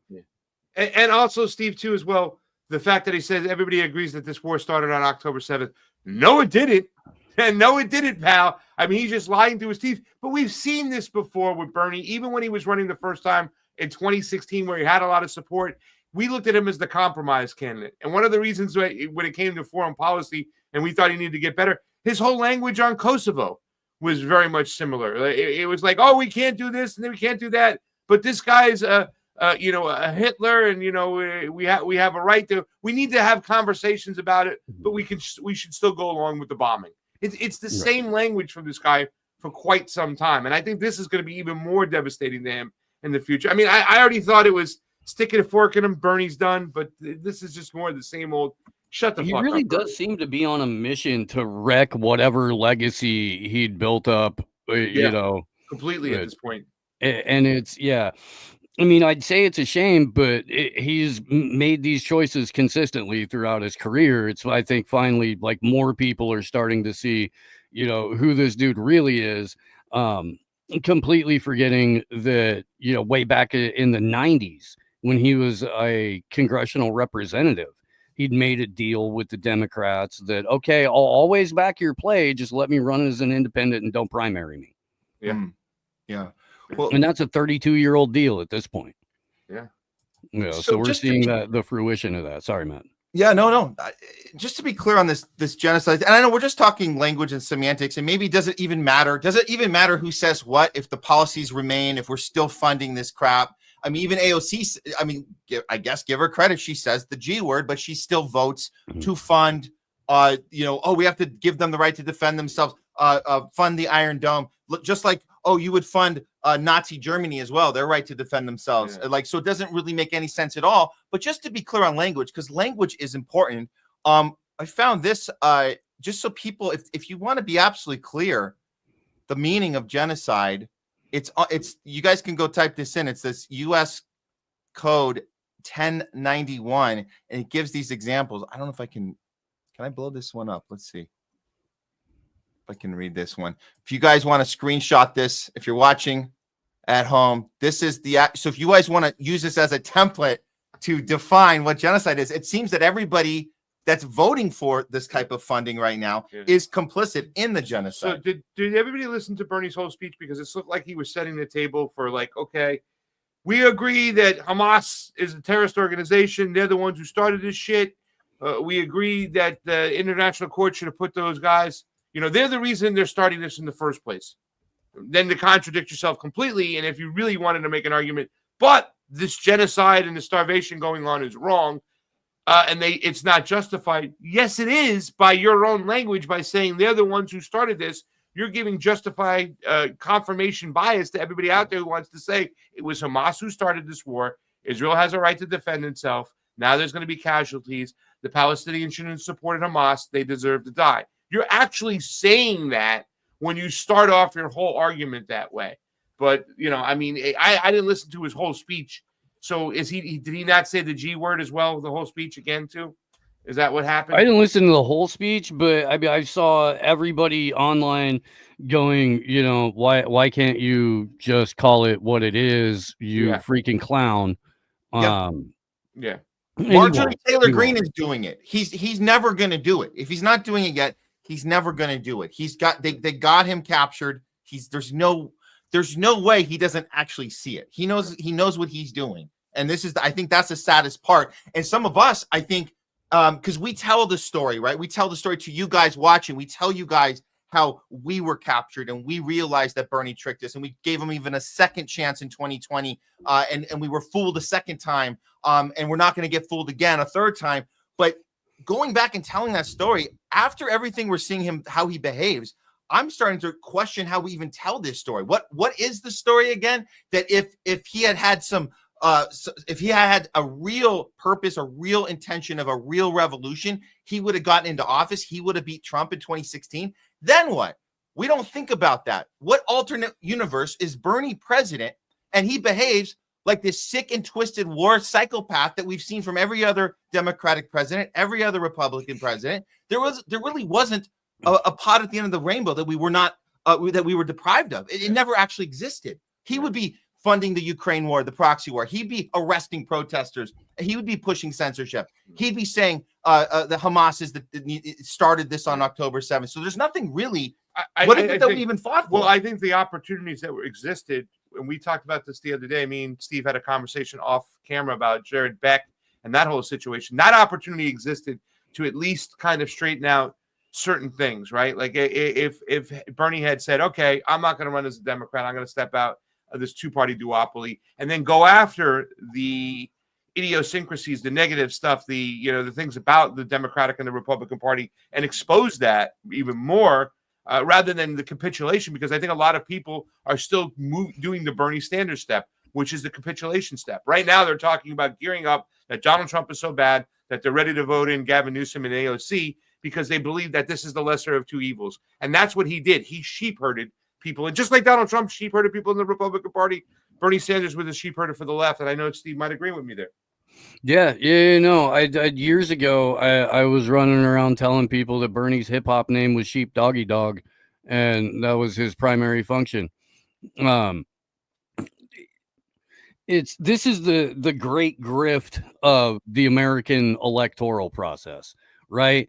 That you can have people that run a campaign of like high-minded ideas and big promise and hope and all this stuff, and then the moment they're elected, like the old Bill Hicks bit, where they're like, and then they take them to a room just outside the Oval Office, just off of the Oval Office, and they sit them down and they show them an angle of the Kennedy assassination from a film or, from an angle no one's ever seen before. And then they turn the projector off and go, do you have any questions? And the president says, just what you want my agenda to be. Yeah, that's it. And, until we realize that the office of President of the United States or United States Congress critter is for actors to tell stories to get the public to go along with whatever horrific crap they're being told to do or they have planned to do. We're going to continue to go through this cycle where we might get President American Psycho and Vice President, Sandy from Westchester. Or if you listen to Joe Rogan, maybe Hunter Biden. Maybe we'll get him instead of Gavin Newsom, because Joe thinks Hunter is smarter than his dad and has just as good a shot 2028 as any other Democrat. And then the flip side to that is, Peter Thiel's golf glove in JD Vance and whatever clown, Nicole Shanahan or whoever else that JD Vance would tap in order to be vice president. And that would be a fairly entertaining slog through whatever new political technocratic dystopian hellscape we're headed towards with either, Gavin Newsom and AOC or JD Vance and Nicole Sheridan. But it'll be like mirror opposites of each other running against each other, being funded by the same people for the exact same purpose. Yeah. Well, not to beat up on Bernie anymore. Okay. One more beat up. Let's beat up on Bernie. One more before we move on. And this one caught our eye because Bernie was asked about Epstein and whether he thought, well, you guys got to watch this for yourself, but it's very bizarre behavior. I don't think I've seen anything like this from Bernie. He goes on CNN, where I guess it's generally a safe conversation for him. He doesn't really get too much pushback on any of these shows, but he should have known Epstein would come up, maybe on the side. I don't know, but watch his body expression, his language here. Something weird is going on here. But yeah, see for yourself. Here we go. Would you be okay with Congress giving her immunity to testify? That's what she wants. I haven't thought about it. I don't know the answer to that. No position. You're the first person who has asked me about it. Okay, well, when you have a position, will you let us know? You'll be the first. Senator Bernie Sanders, we always appreciate your time. Thank you so much. Thank you. Wow. That's it. Now, why would he not be prepared to answer a question about Maxwell? Why would he be looking at her saying, I haven't been asked that, so I don't have an opinion because no one's asked me. And then not only, she's like, if you get one, would you let me know? Oh, you'll be the first. I mean, it's so bizarre. It was a terrible follow-up. It should have been, don't you think you have a position on when it comes to elected officials who they don't get hired for their ability to come up with good follow-ups on the spot, Pasta? You know that. What's that? I said they're not getting hired at CNN for their ability to come up with a good follow-up on the spot. They're just not. Yeah. We're supposed to be happy that the question was asked. We should know. Well, never mind. Never mind. Yeah. Bernie's taking this role as like, I don't know who these people are. I don't know what they do. I have nothing to do with it. I have no opinion. Jeffrey who? I've never heard of him. I think I played checkers and dominoes with him back in Brooklyn. I knew Amari Epstein back in Brooklyn. We played high school ball together. Yeah, but yeah, no, the look on, he had panic on his face there for a moment. He really did.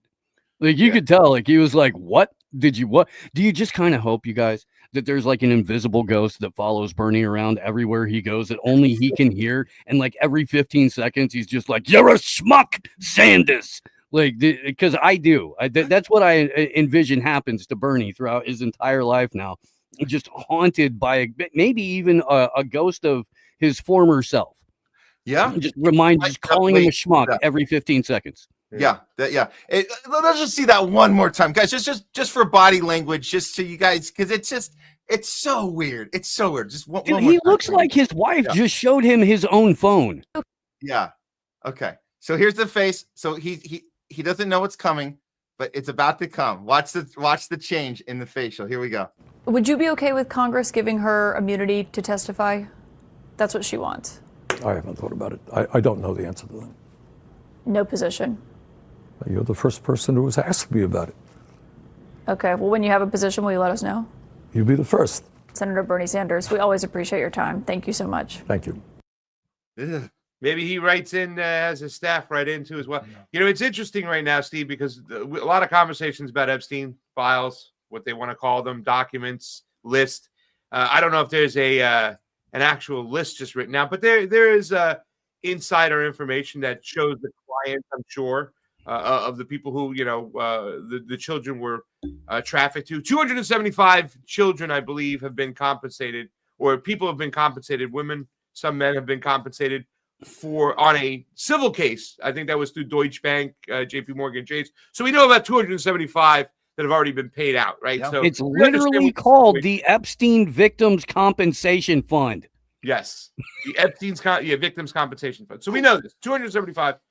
For Donald Trump to say this is a hoax, it's kind of crazy. I thought this was the shit line. But now, when they have so much lack of transparency, and we're going to kind of highlight Thomas Massie. I know that Thomas Massie is not everybody's cup of tea, right? And he has his own people who fund him and make Thomas Massie, who Thomas Massie is, questions. We shouldn't just look at him as a ray of beacon of light. But surely when it comes to looking at Congress, their records, what they want to do, how they want to go about it, Thomas Massie is now pushing for all these files or all the information, every email, every phone number, every video, with protecting the victims, because that's what they're going to use to push back against them. Thomas Massie's getting pushback. We have Speaker Johnson now calling recess early and trying to stain what Thomas Massie's doing and push forth his own bill. Why? Because Representative Mike Johnson is also an Israeli cuck, and he's going to protect Israel no matter what. Take a look. The Massie and the Kana discharge petition does not have adequate protections. For example, in the way that it was drafted, they cite that they don't want child abuse, sex abuse information uncovered, but they cite the wrong provision of the federal code, and so it makes it unworkable. It requires the DOJ to release grand jury testimony. They are prohibited by law from doing so. So it is not the right approach. There is another approach out there. The House Republicans on the Rules Committee have a resolution that is well drafted, that is thoughtfully drafted by lawyers that would make this workable. That's the approach. We have to protect the innocent. We'll do it at all costs. They do say that they want victims' names redacted, though, just to be clear. Let me move on to Ghislaine Maxwell. Yes, but their language doesn't adequately produce that. Yes, go ahead. Okay. Yeah. Let me move. The Massie and you can see the two-step. Why? Because let's go through the thread here. It put up the Thomas Massie thread. Got it. Yeah. Because they want a shield. So let's go through the thread. It says Speaker Johnson claims. Do you want to make a comment before we go through the thread itself? I would just like to say, if anybody wants the actual Epstein list, or as close as you're ever going to get to it, One Nation Under Blackmail by Whitney Webb, the second volume in particular, gives you a very, very good idea. Yeah. So it says right here, it says, let me go to the top. It says, Speaker Johnson is making false claims about the discharge petition that seeks to force the House vote on full release of Epstein files. Let's set the record straight with this thread. He says, claim the Massie Kana, and it's kind of interesting, he's working with Ro Kana here, discharge petition does not have adequate protections for victims. False. Section 1 of the permitted withholding provides explicit protections for the victims. And it's right there. It says the attorney general may withhold or redact portions of the record that contain personally identifiable information of the victims or victims' personal or medical files and similar files to the disclosure of which would constitute a clearly unwarranted invasion of personal privacy. So it's there. Claim that this was claims in the way that it was drafted. They cite that I don't want the CSAM uncovered, but they cite the wrong provision of the federal code. False. The bill correctly identifies the primary controlling federal statutes governing the CSAM, which stands for contains child sexual abuse material. It's there, so they know it's protected, that the people are protected. Claim the bill requires the DOJ release of grand jury testimony. They are not prohibited by law from doing so. Fault. The bill does not require the DOJ to release the grand jury testimony, nor does it attempt to override federal rule or criminal procedure. Claim Mike Johnson purports he will protect the innocent at all costs. False. Mike Johnson sent Congress home early. He sent them home early to avoid a vote in the House to release the file, and it says it right there. Johnson shuts down the House early to block the Epstein vote. Who's he protecting? Claim Johnson has competing resolution that is well drafted, thoughtfully drafted to deliver transparency and accountability. False. The competing legislation, and this is the legislation he wants to put forth, and this is the attempt right here. They're going to try to distort and get rid of the Massey-Kana resolution. They're going to try to get this one passed. It is non-binding. It has no force of law, meaning it cannot require any release of any files.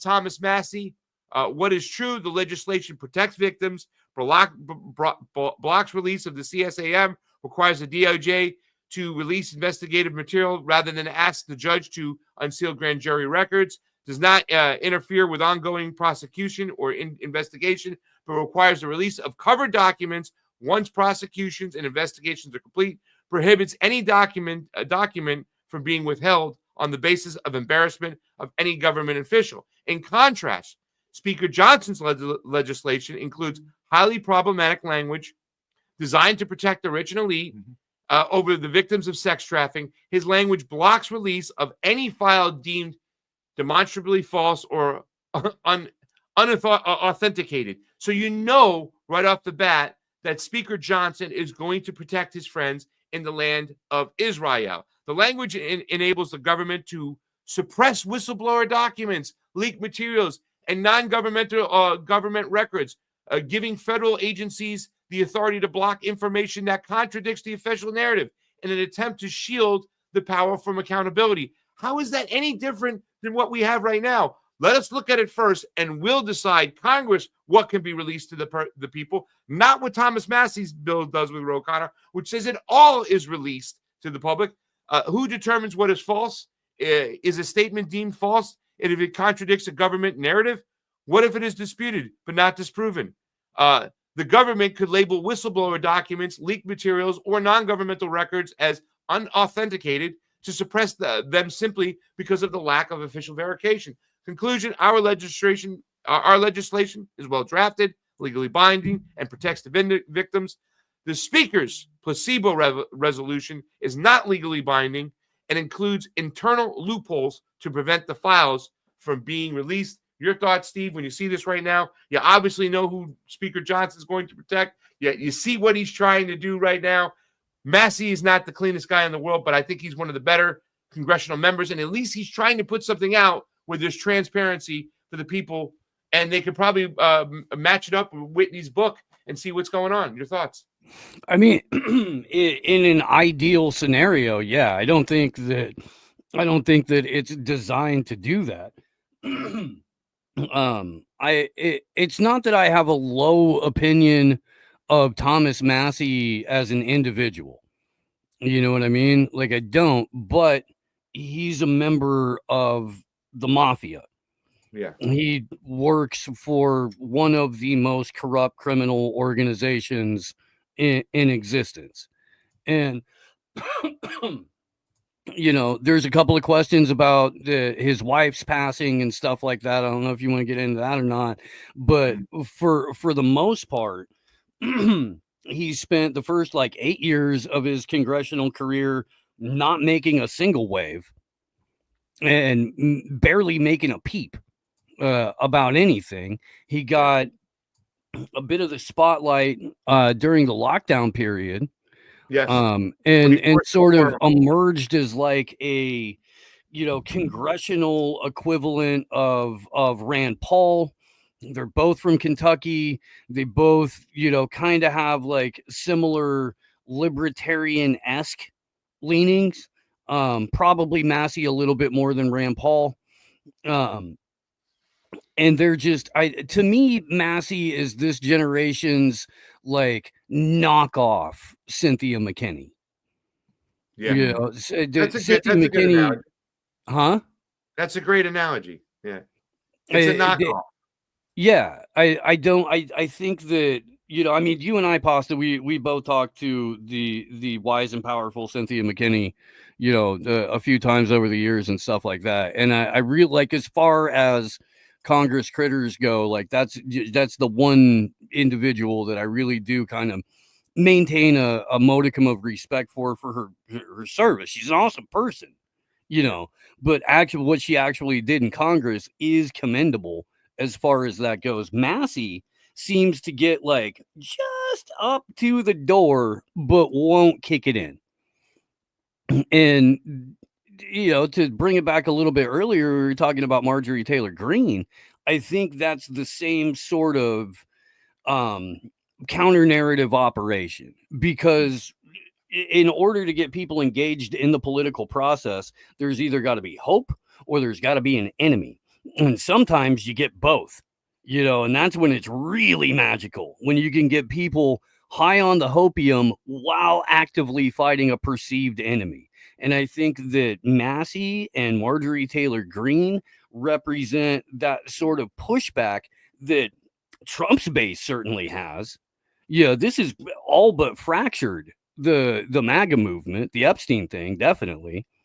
A lot of other missteps, and Stargate and $500 billion in mRNA cancer shots, the courtesy of Larry Ellison and Sam Altman and SoftBank, and continuing the Ukraine war, the fully green lighting the genocide, and all of the other things that Trump has done, giving the U.S. seed stock, potentially hasn't happened yet, but over to Monsanto.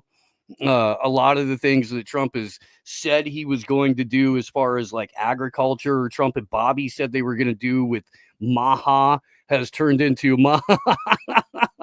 Sucker. That's what Maha has turned into. And I mean, they're pushing back on fluoride now. We just had a brilliant gentleman named Jay Sanders who runs social media for and does the website for Fluoride Action Network. And he's just a walking encyclopedia on all of this stuff. And really, I mean, he and I were sitting at lunch 8 months ago because he lives right down the road from me. Kind of not arguing really, but just going back and forth, over the whole Maha thing and what Bobby may do when he gets HIV, all this kind of stuff. And we were hanging out on Speculation Island, but I was trying to be like, I don't think it works that way, dude. Maybe, and if it does, then I'm wrong, and I'll buy you a beer next time I see you. And cool, but I'm gonna remain skeptical about this. And we've just seen that play out over and over and over. So if the base is getting disaffected, then you've got to do something to pull them back in. And again, it's just my opinion, and everybody can feel free to disagree with me, and many people do. But I think that Massey and MTG represent that in-house pushback that keeps the base activated. And okay, well, maybe just let's get through a couple of more years and then we can get a real MAGA conservative in there. Yeah, it's dangling the carrot. It sounds like that's all by design, huh? Do you think, Steve, though, right now that this particular situation, there was a time obviously as a guy who voted for Obama twice and campaigned and knocked on doors, and I can't remember what the breaking point was when I thought he was really full of shit. I think it was I think the last thing for me was the Flint, Michigan thing. Like, I'm like, wow, he just did that. He just did that to those people right there. He just said, give me a glass of water.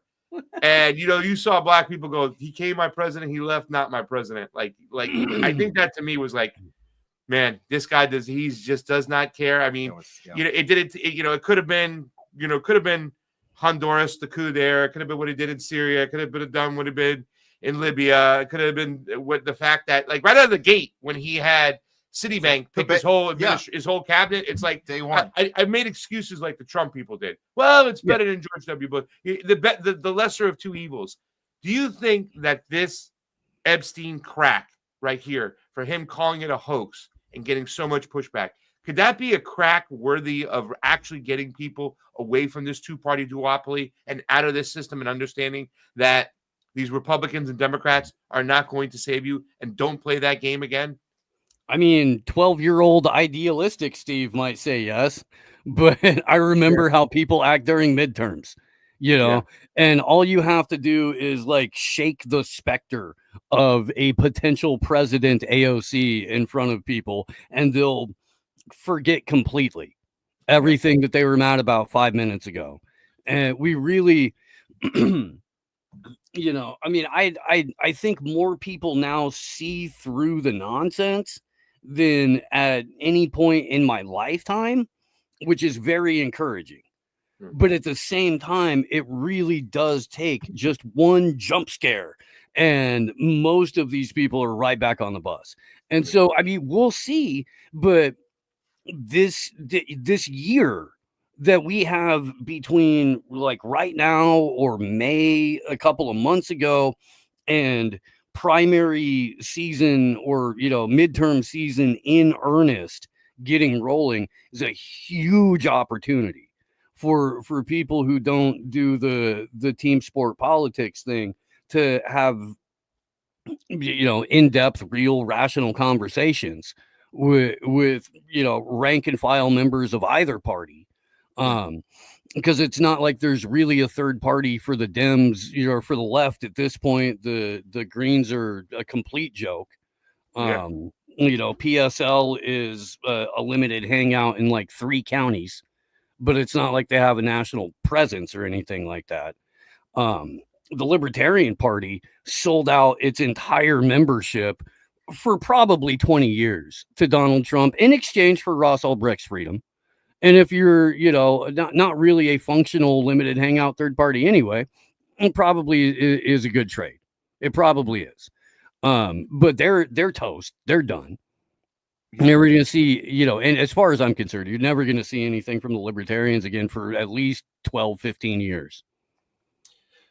I would say from the analogy of the Obama years, and it's not nothing against us other than the fact that it took us so long to wake up. I think we didn't have these abilities to connect on social media back then. Twitter was around, but the only people using it was like Ashton Kutcher and Shaq. But like now, so calling out Obama was hard for us then. We should have been looking closer. We should have been way more vocal about it. But like Craig mentioned, madness, make no mistake, they're being vocal right now. They're not waiting till after Trump's done with his second of the 4-year stint. Like they're doing it now. So maybe not so much about what third party is going to attract everyone, but maybe just about saying, hey, I'm out of this uniparty. I'm out of this duopoly, this fake thing that was fed to me, that there was somebody fighting for me. And now we can see like the Epstein is as clear as day. They're all in on it and we're done. Do you think we could take advantage of that conversation now as opposed to later? And before we figure out the third party to go to, just say, hey, there's enough people saying we're done. You can't make us vote for you anymore. We see what's going on behind the curtain and we can't unsee it now. Yeah. Let me put a cherry on top of that, because I have so much, this question right here, in which he's talking about. Years ago, I asked Jason Berman, well, all this crap going on that you just pointed out that Steve and I have been talking about, Steve said the optimistic 12-year-old might be back there, say there's hope, but right now we see what's in front of us. And to avoid the labeling of just Steve's just a black pillar, like they call Whitney Webb a black pillar and whatnot.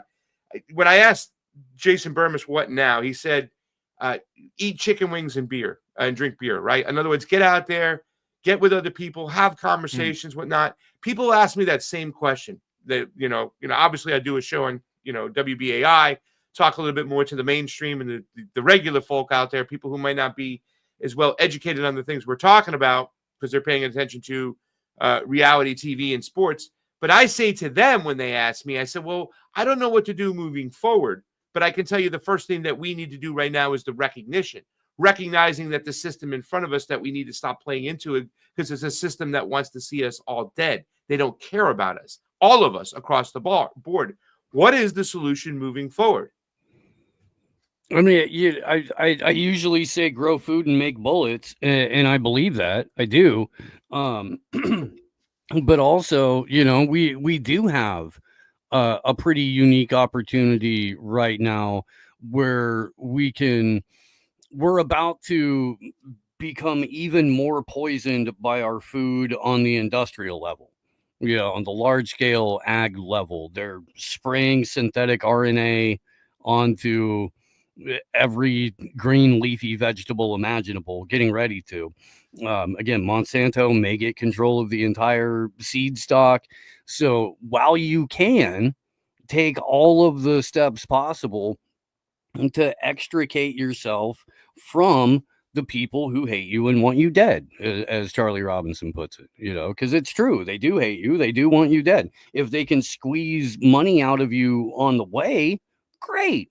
But they print it and it's imaginary in the first place. So it doesn't really matter unless it's being used as a mechanism of control. Not to them. The money doesn't matter. You know, the vast majority of their wealth is all on paper anyway and all in stock options, and none of it's theirs really. It's a family trust. They truly own nothing and they're happy. You know, nothing's in their name, all that kind of nonsense. But we can do all of those things too. And we can use their own legal system against it by doing it. And if you have property, bury a relative on it, because now it's a cemetery and it's harder for them to take. You know, like there are little hoops that you can jump through in order to secure yourself a little bit. Don't be chronically online. You can do that, you know, turn the freaking phone off at a certain hour of the day, dump your brain out.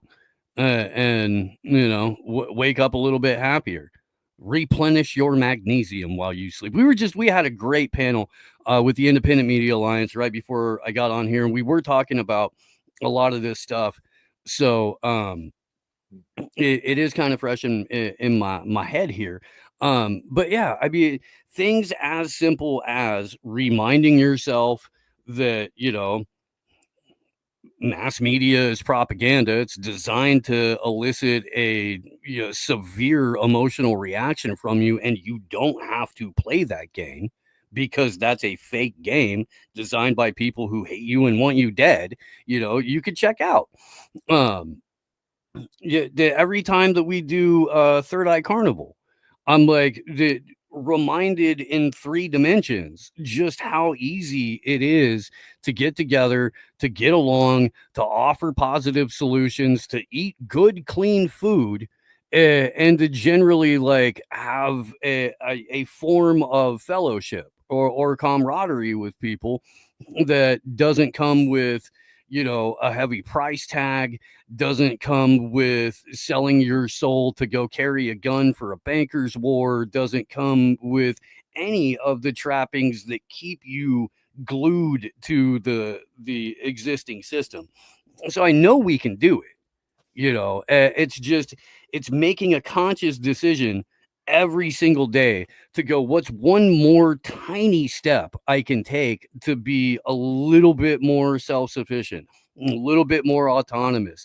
I know that personal responsibility is like a negative phrase for a lot of people, you know, on the left of the political spectrum, but the government, especially this one, is an illegitimate entity that only perpetuates itself through extortion and theft and violence, and wishing for a better person to go inside that system is not going to change that system. Not participating in that system at scale is going to change that.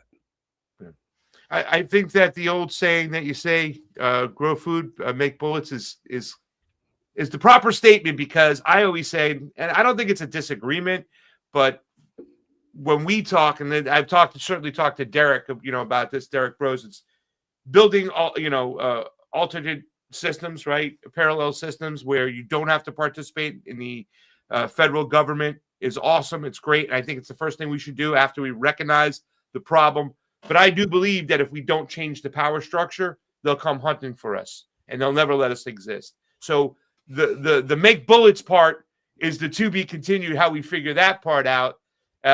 Steve, let us know whether you got a Third Eye Carnival next. Let us know who's going to be there making cocktails and talking on some panels with you, and how people can get involved and where they can watch the show, donate to independent media, and help you on out. Please let us know. So the fall Third Eye Carnival is in El Paso, Texas, October 17th through 19th. We have 5 local bands playing on Friday night, but local to the El Paso area. Don't have all of their names in front of me, and I probably should have done that before I came on. Saturday, I'm like 99% sure that my friend, stand-up comic Julio Gonzalez, is going to be there. He said he wanted to take a couple of people too. He was checking with his management to see if that was going to be a thing. Michael Graves, the former frontman for the Misfits, is going to be playing Saturday night. Really looking forward to that. Michael's been on the show at least once, if not twice. Very, very interesting fella. So if anybody was part of like the second incarnation of the Misfits post Glenn Danzig, you'd be familiar with him. Let's see, we should have tickets up on the website by the end of the weekend, which is thirdeyecarnival.com. Panel Saturday day or what? Yeah. We'll probably kick that off at about like 2 or 3 o'clock. Those are always fun. They are, especially if we can drag some comics up. It was great in Nashville. That was fun as hell. Metzger looking really confused. Getting into he was supposed to come hang out. That's why, that nobody knew. All we knew is there was a freaking Sasquatch in the middle of the field at one point. And we were like, hey, that looks like Metzger. Why don't you get up here, buddy? He did. Fun. It was a fun time. Yeah. He did. Where can they go and check out the Third Eye Carnival, and where can they see your show? ThirdEyeCarnival.com. For that, you can also go. We're on Rumble and Odyssey and BitChute and Substack and the Independent News Network, Indies INN. We're on their Kick and Twitch Monday through Thursday. They're co-streaming with us. Yeah. So there's places looking to expand a little bit, but left Rockfin earlier this year when they forced everyone to paywall their content. And my one promise has been I'm never going to put anything behind a paywall. So Rockfin lost one of their highest viewed shows because they're clowns. And so, yeah, we're making do. Steve, I miss you. I miss Gomez. I miss doing the show with you every morning, but I do not miss getting up at 5:45 a.m. every morning to do AM Wake Up. Thank you so much for all the work you do. Thank you for the Independent Media Alliance, and we look forward to seeing you out there. I look forward to seeing you out there in person in Texas, El Paso. I'll also be making drinks. I'll be bartending for the event, unless I get the rug pulled from me. But yeah, looking forward to that. I get to cook at one of them. That was the plan. Yeah, that is the plan. We'll see you again soon, Steve. Thanks for coming on. Thanks, all right, Steve. brother. Take care of you guys. All right. Can we take a little break real quick, or we can certainly do it. Boss, can I take a bathroom break, please? I will 2 hours straight over here. Oh my Lord! I will allow it. See what he's doing over here? He makes me put on the tie. Yeah, we started late. Brush It's my not teeth. 2 hours. And 2 hours. We started 10 minutes late. Yeah, so we're over Okay. an hour and 55 minutes. Can I use the little podcast? Of course room, you sir? can. We're gonna. Please, sir, can I have some Please, more? sir. Please, sir. All right, guys, we'll be back in a couple minutes with some more Homeless Left, non-tribal approach to news. See you guys in a moment.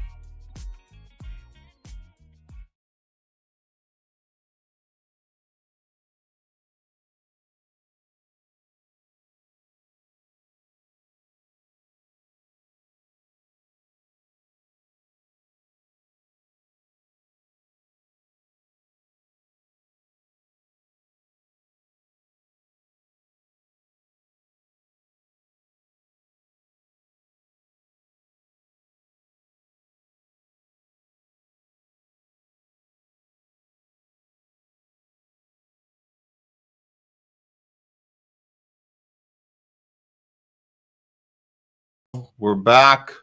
Here we go, guys. Welcome back. We're back. More Homeless Left coming to you guys from the LA studios, THL studios, Los Angeles. I'm here with Craig Pasta Jardula in the house.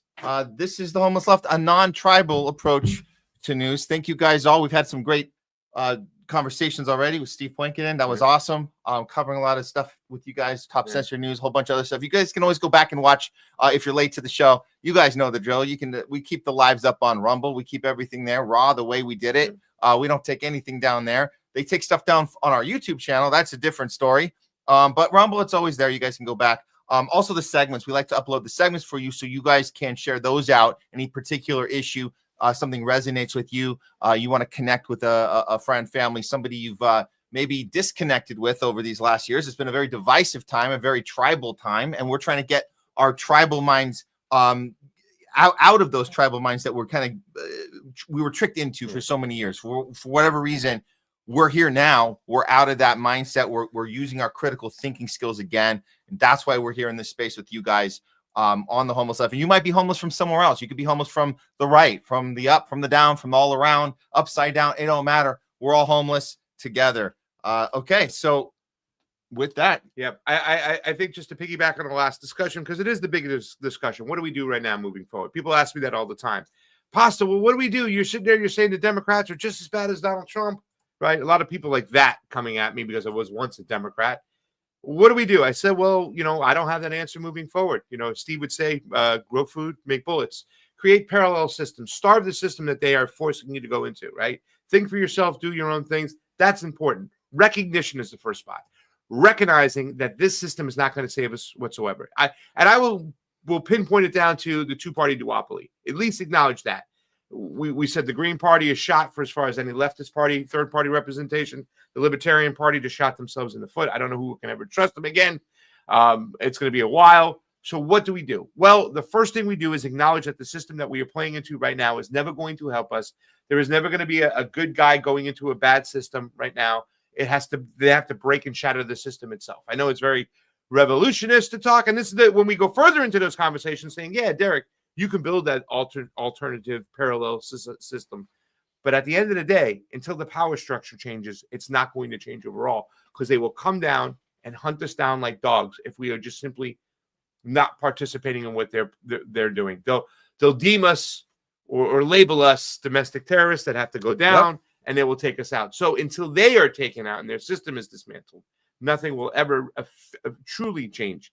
But it's a good way to acknowledge and start starving the system itself. Because if we get more people doing so, and they can understand that they don't have to exist within the system with the Democrats and the Republicans tell us, they don't have to play that game, then therefore we disarm them. We start to disarmament. So that's what we need to do. Recognition, we can't play this game no more. Especially for those Democrats out there or those leftists who are going to be tricked into, well, Bernie told me to vote for Clinton, right? Well, who's going to tell them to vote for Gavin Newsom now? That's the game they're going to be playing. So be prepared. Yep. That's all we can do. Be one step Recognition. ahead. Yep. Recognition. All right. So on the topic of censorship. Oh, and by the way, guys, we will be interacting with you coming up with the talking back. So make sure you get your comments and stuff. We see a bunch on our starring comments today, buddy. We are starring them. We got Jamie on the ones and twos today. So we'll be a lot more in flow this time than on Tuesday. So guys, we will if you say something good, something on point, we'll definitely engage with you. We'll try to get to as many as we can. That's coming up soon. But for now, we actually have a couple stories we're going to do right now on the topic of censorship, because you mentioned about and censorship. One of the tools of censorship is how you destroy someone's credibility by labeling something. Like you get labeled a domestic terrorist, you get labeled something that they then can justify taking action, like taking down your social media, or worse, arresting you. But just whatever they can do to make an example out of you. So you would think in a time like this, as the media is acknowledging the starvation, they're acknowledging the atrocities, or as Bernie puts it, the humanitarian crisis, you would think that now would be a time that we could speak up about it and say the same thing that our president is actually saying, say the same thing that a lot of these news agencies are saying right now. But we're not actually allowed to say these things because what they're doing, the people that have been elected or selected, they're doubling down on censorship. So this brings us to our next story. And we covered this on Truthwire with Fiorelli yesterday. But can I say something? Yeah, go for it. They're tripling down. They're tripling down. They're quadrupling down on censorship. They're going to keep pushing it. And as we know, Matt, as they take away our civil liberties little by little, left-wing administration, right-wing administration, they seem to pinpoint and take away our civil liberties and take away our freedoms. They never give them back. Yep. They never give them back. They never give them back. So here we are, and TikTok is taking the first step in creating what they're calling a hate speech manager. It's a new job, a new position. Haven't had one before. Now they do. It's called hate speech manager. Let's look at the story. Danita Jankowicz. Here we go. TikTok hires ex-Israeli military associate to censor anti-Zionist content.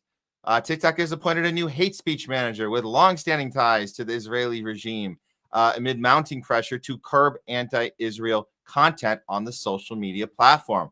Her name is Erica Mindel, who previously served as an instructor in Israel's military, has been tasked with shaping TikTok's stance on what the company refers to as anti-Semitism, according to TikTok officials.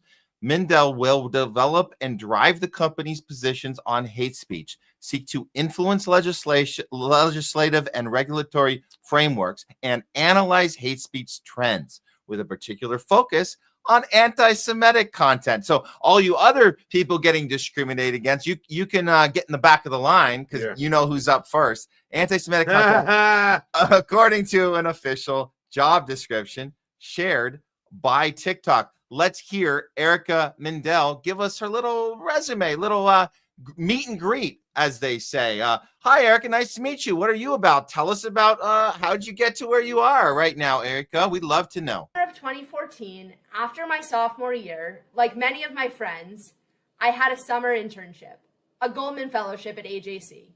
I came to work each morning as Israel engaged in one of the larger military operations of my lifetime, Tzuk Eitan, Operation Protective Edge. That summer, I realized how impactful my Jewish upbringing and education was. I simultaneously realized how passionate my own Zionist identity had become. I knew the well-being of Jews worldwide and the security of Israel would be issues of lifelong importance to me. I grew up in a traditional Jewish household, but in an untraditional decision, after graduating from Michigan, I made Aliyah and enlisted in the Israel Defense Forces. I spent the next 2 years serving as a Madrichat Shirion, an instructor in the Armored Corps. To many, this might seem like a contradiction. For a woman who identifies as liberal and progressive to be a Zionist so committed as to join the IDF, for me, these two identities go hand in hand. My American, Israeli, Jewish progressive identity is complex and layered, and it's full of rich Jewish values. It is my own, but connected to my parents, grandparents, and great-grandparents' experiences. My identity was shaped by my upbringing, but cemented by my life experiences and my own decisions. It's defined by me alone, but still connected to the modern world in which I live and to the greater Jewish story that has spanned generations. I'm a proud American Jew. So clearly this little PSA they put together was designed to, I guess the propaganda part of it is that she's telling everybody that her Jewishness and her ideology, her Zionism, which is by choice, let's be clear, to be a Zionist means you've chosen a certain mindset of superiority and victimhood. It's a mindset. It's a choice. She's equating that, mixing it, mashing it together, fusing it with her European Jewish heritage. And I'll emphasize the European part of that. Yeah. Craig, what is your assessment of this, that they put this up here as a way to say, hi, meet and greet. This is your new hate speech manager on TikTok. Well, I don't know if they're at this point what they're trying to do when they're pushing the Zionism down our throats at this point, still trying to justify every single move that Israel makes if they're just looking for the low-hanging fruit. But this was the danger of trying to make it just a third rail, right? Like, Donald Trump sucks on Israel, but he's good on all these other things. Like, no, it's going to continue. And it's, once again, it's at the root of the problems when it comes to censorship. It's at the root of the problems when it comes to foreign policy because, we're marching along. So I don't know who they're trying to convince with this, moving this person forward. She's definitely better than Nina Jankowicz. but the same mentality, same type of job to censor people, to shut them down. And they laid it out in the description. So to me, it's just that they're going to continue to go along with this. The government of the United States, from top to bottom, has been bought off by the Israeli lobbyists, and they're going to continue to throw this down our throats until we do something about it. And I don't know what we could do about it, just other than reject it. Can constantly reject. We should reject what she is talking about, what she is pushing on her face. I don't care what you did in the summer. I don't care about your passionate Zionism. And you're not a progressive if you are a Zionist. They're completely different. Maybe in the terms of a Nancy Pelosi being a progressive, which she is not. But this needs to be rejected on its face. Yeah. Once again, we were able to push back against Nita Jankowicz. I hope we can push back against this woman as well. So we discussed this on Truth Ladder with Fee yesterday, and I guess I kind of had a suspicion that well, we know this is linked to the Stop Hate Act. So let me just make sure people understand what the Stop Hate Act is, because this is clearly linked to that.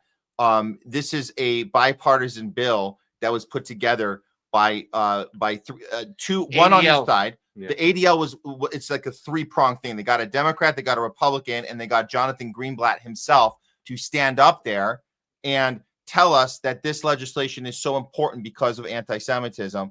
And it talks about how they're going to be targeting these particularly 5 social media companies, TikTok being their primary one. So we're seeing it in action, how they target them. And specifically, and we'll put this one up as well so you guys can see, they list exactly what they're going to be doing, requiring social media companies to explain the standard by which they would judge whether content generated or proliferated by terror. Okay, so what they calling a terrorist would be deemed in a violation of the company's terms and services. If they don't comply, they will be fined $5 million, and that's per whatever they consider a violation. And again, this is all subjective, whatever Jonathan Greenblatt decides to be considered violating the terms of services, which they have to provide their own company's terms of service. So this is being dictated by the state to these private companies. So that's the overreach that the ADL is at right now. With that said, these are the ones, and again, they tell you the ones they're going after: Facebook, Instagram, TikTok, YouTube, and X. And then they give all the reasons why this is so necessary right now. And then we've covered all these things, the Grok situation with the Mecca Hitler. Which they're trying to reel this back, yes, right? They're trying to say, okay, that they weren't, once again, Congress used to go to bring the lords of the underground of the tech companies, Jack Dorsey. I forgot the dude from Facebook. Excuse me, not from Facebook, was Mark Zuckerberg, the guy from Google who had taken over. And they'd bring them there, and they would whip them until they would get in line, and they would reel back a lot of speech. You know, people like Dick Blumenthal, who's over there spending our money and wanting Nazis to go ahead and kill ethnic-speaking Russians and funding them. That guy who still wants that war to go on. He's also back home making sure that we get censored and we can't hear what's going on. So there was a little bit of a lull, right? Like it came to a point where it was pushed back so much. We were talking about with Steve, why now, right? And all of a sudden they start releasing certain stuff.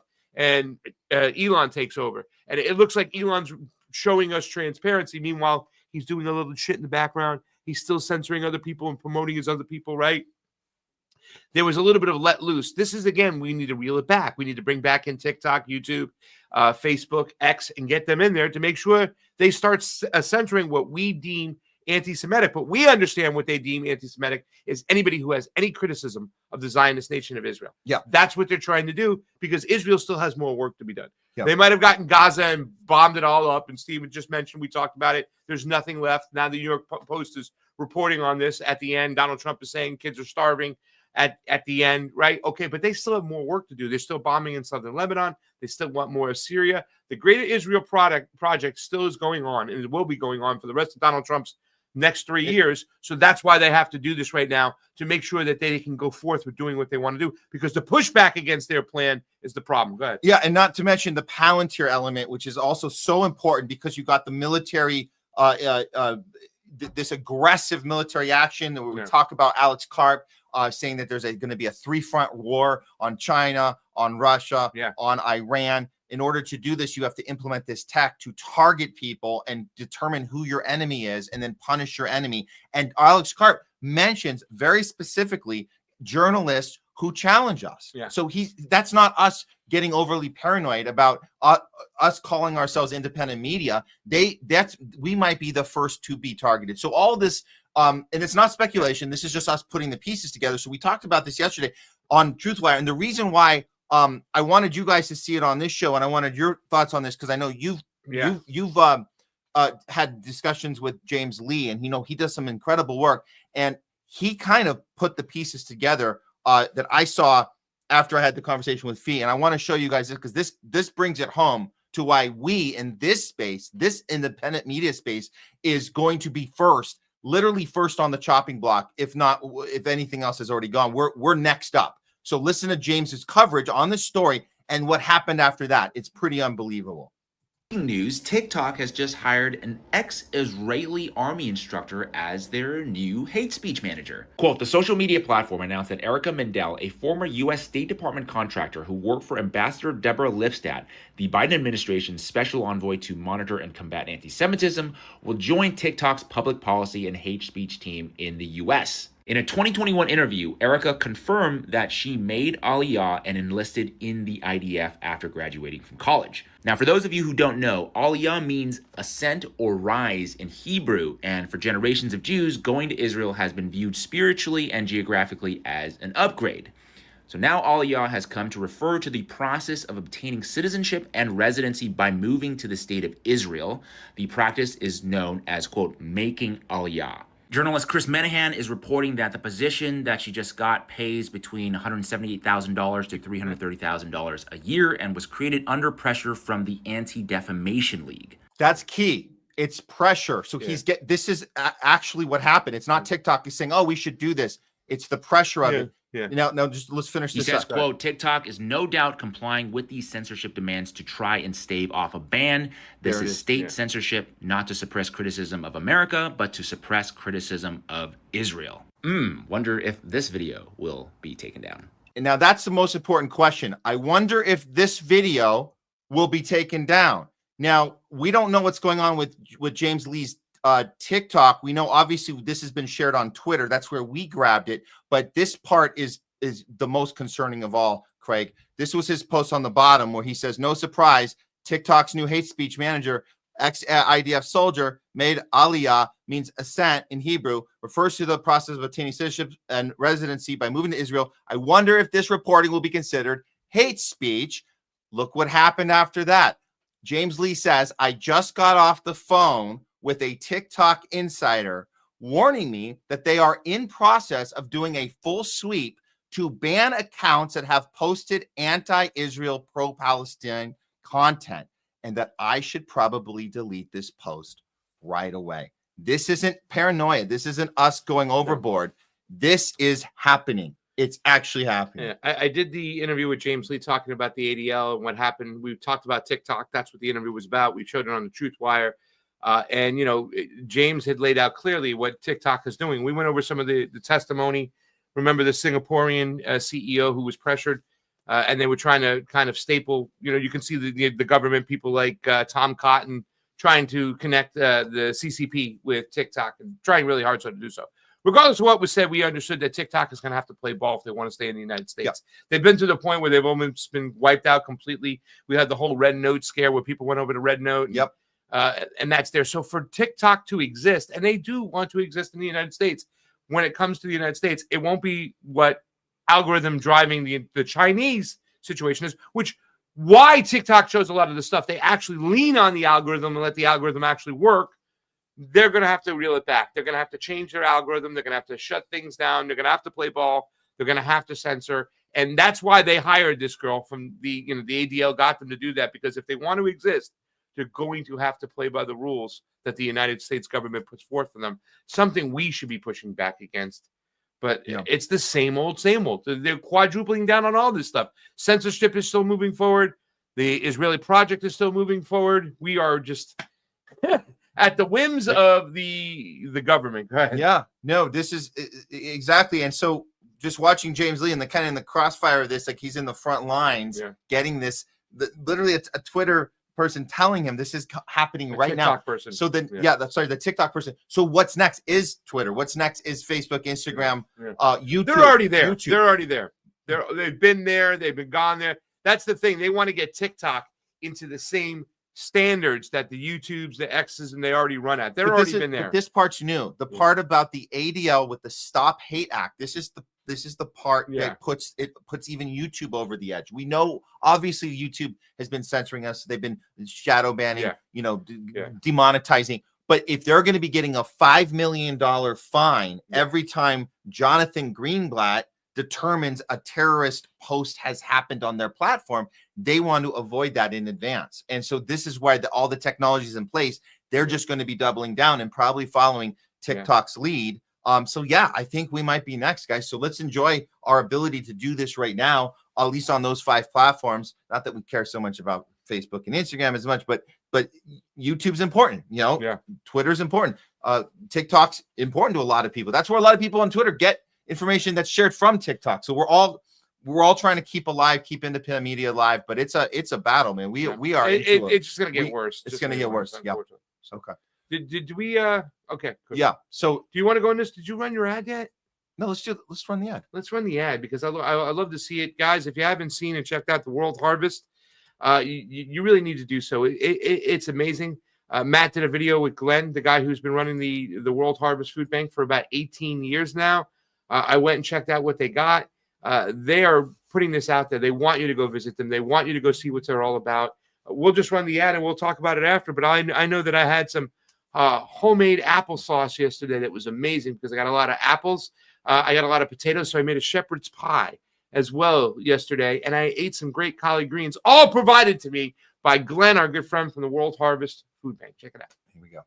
Okay, let me take a moment to introduce you to our good friends over at World Harvest Food Bank right here in LA. World Harvest has been serving families across Los Angeles for 18 years now, and they started with this simple idea. Everyone deserves access to healthy, affordable food no matter what they're going through. With their Cart with a Heart program, families can walk away with a full cart of groceries, fresh produce, dairy, meat, and pantry supplies for just a $50 contribution. That's for the entire cart. That same cart would cost over $300 at a typical grocery store. At World Harvest, everyone is welcome. They don't ask for income verification, ID, or any paperwork. No. Basically, their doors are open to anyone who's doing their best, but just needs a little extra push to get by. If you're an Angelino like me, you know the times have been tough here. First with all the union strikes, the LA fires, and now the ICE raids going on. It seems like we're living in a constant state of uncertainty. And that's why it's so important to support local charities like World Harvest, because they aren't just helping the community.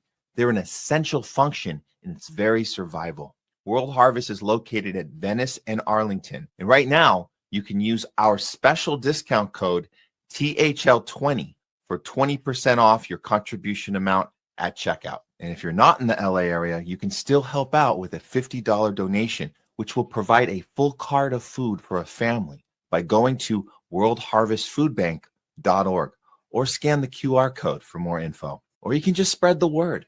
Follow them online. Let people know they're here for them, because at the end of the day, it's about providing choice, access, and relief without barriers. World Harvest Food Bank. End hunger now. There it is. That cart is no joke, too, ladies and gentlemen. You see that cart for $50. And if you use the promo code THL20, you get 20% off. So you do it for $40, you get that cart. Glenn refers it to as a cart with a heart. And the produce is obviously front and center. It's the star, but they have other things they get there. Donations from other outlets. So we didn't just walk away with produce. We walked away with bread, dessert, beef, chicken, herbs, so many things. They offered us a lot. There's a lot of sodas over there, sparkling waters, everything. They gave us some desserts. They gave us some frozen pasta. So they give you a little bit of everything. Those carts are no joke. It's like $300 worth of food for $50. For $40 if you use the code. Go take advantage of it, guys. If you're in this area, go load on up. Go see Glenn over there. It's truly amazing what he's doing, and he's helping out so many people. The way he started off your interview, I want people to come in here not holding their head low, but holding their head up high with dignity, knowing that we're here to help our community, help the Angelinos. Go check this out, guys. This is something special from special people, and I'm glad, Matt, that you're taking the lead here in advertising for this. Go check out World Harvest Food Bank. It's truly amazing. Yeah, and if you guys aren't in the LA area, you can actually help out on that web. If you guys just scan that QR code or go to the website we showed you. And actually, I can even just throw it up one more time. Here's the here it is. Where did it go? There it is with the code. So you guys can go right there. Not in the LA area. You're helping out a family. Because they get a full cart, just to the just right up over the top of the cart, like you're saying, $300 at least it would cost $300 at a normal store. And there's one part I didn't mention in the ad just because there was so much to say, and I tried to get through it. But there's one part I left out, Craig. What is it? The health part of it. We're talking about food that isn't contaminated, organic. It's all organic. We're talking about we're talking about our well-being too. So it's not just about getting a good deal. It's about the fact that local, and in your own area, find that local market, support that local market, because it's not getting infected with Bill Gates, style, contamination, where we're going to start putting mRNA in all your veggies and all your meat. It's Jeff Bezos plastic on exactly. Yeah. So there's that element too. So there's a lot of stuff here. For you guys to understand that the community itself flourishes when people participate in this type of support. So we got so much cantaloupe. We make cantaloupe aqua fresa. We got so many bananas. We're gonna make banana bread. We got a ton of grapes, ton of berries. Just beautiful stuff, guys. It's so worth it. Like I said, awesome, healthy, organic potatoes. Made a beautiful shepherd's pie. Just go check it out. This is truly amazing. And if it helps you out and you're in the area too as well, that's what they want.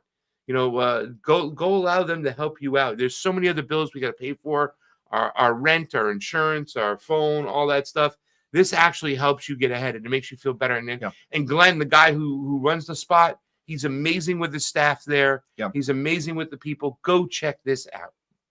Oh, by the way, if you can't afford it, he says, come on in, help out for 4 hours, leave with a cart. Just go help out, help the other people out and just do your part. Community. Leave with a cart. It's so easy too. It's so easy. Go check it out, guys. So, all right, guys. We have a story we got to get to right now. I know on Tuesday we were discussing RFK. RFK he's a topic we have to always come back to. How's he doing in his job? That we know, best case scenario, he's getting little tiny wins. Worst case scenario, it's all words and no action, and it's just a revolving door. Every time he fires someone, no one's going to jail. Guess what? Nothing's changing. The structure's changing. You get warning labels, but you don't take the mRNA off the shelves. So that's the biggest concern right now. So something new has developed, and your friend Kim Iverson reported on this, and I think that this is important, and we'll talk about this.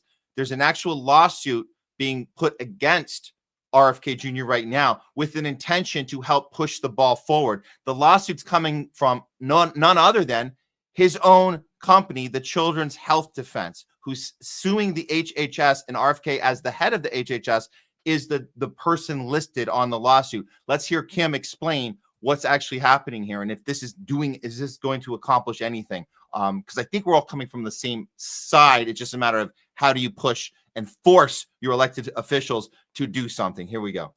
Sort of a shocking headline, but Robert F. Kennedy Jr. is being sued by Children's Health Defense. Children's Health Defense is the organization he co-founded. He had been majorly a part of Children's Health Defense until he resigned to become Health and Human Services Secretary, and yet now they are suing him. Why? Watch this. We have a lawsuit that targets RFK Jr. for failing to set up task force on childhood vaccine safety. Robert F. Kennedy Jr. has been very focused on food lately, getting food dyes out. I mean, these are things that need to be done. I think they're extremely important, but a lot of people in the MAGA movement said vaccines. Robert F. Kennedy Jr. has dropped the ball on that. Why is he not dealing with vaccines? This is not the Bobby we know. Is he being held captive in the swamp? It kind of feels that way sometimes. His own organization that he had been affiliated with from the day it was born, Children's Health Defense, is suing him in order to get him to do his job. They frame it in a nice way, saying, look, we're not being mean to the guy. We're just trying to help him do his job. I applaud Children's Health Defense for standing standing for their principles, and it doesn't matter against who. How many people could we say that about? That they would actually go against their own friend, their own founder, that they would say, look,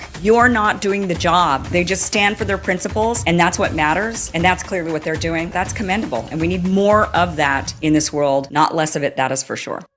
Now, what a great breakdown by Kim. And I want to say, like, going on her Twitter, we got a lot of people pushing back, saying that she's trying to throw Kennedy under the bus. But I think she laid it out pretty eloquently as far as like why this looks like this is happening from a place of, we understand that you have to force people to do their job. They're not just going to do it. You have to force them to. But it seems like they're coming from the same side. Of course, somebody, the Children's Health Defense had people going on her tweet and just clarifying to people that don't fully understand what's happening here and think that RFK is being turned on, not as much as being pressured. So this is the type of just kind of, hey, we want to just explain that this is from Mary S. Holland, like, as part of the department. The department has asked for an August 15th deadline to respond to the complaint.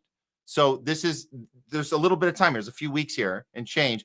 A timeline in which the CHD attorney Ray Flores agrees to allow the parties an opportunity to explore the potential for early resolution of this matter before engaging in further litigation, DOJ attorney wrote. So RFK eyes overhaul of vaccine injury program. So this is just to be very clear on the timeline, what is happening. But I like her coverage on it. I think that people have different takes on what, is he being turned on or is he being pressured? Does this matter at all? What's going on here from your vantage point?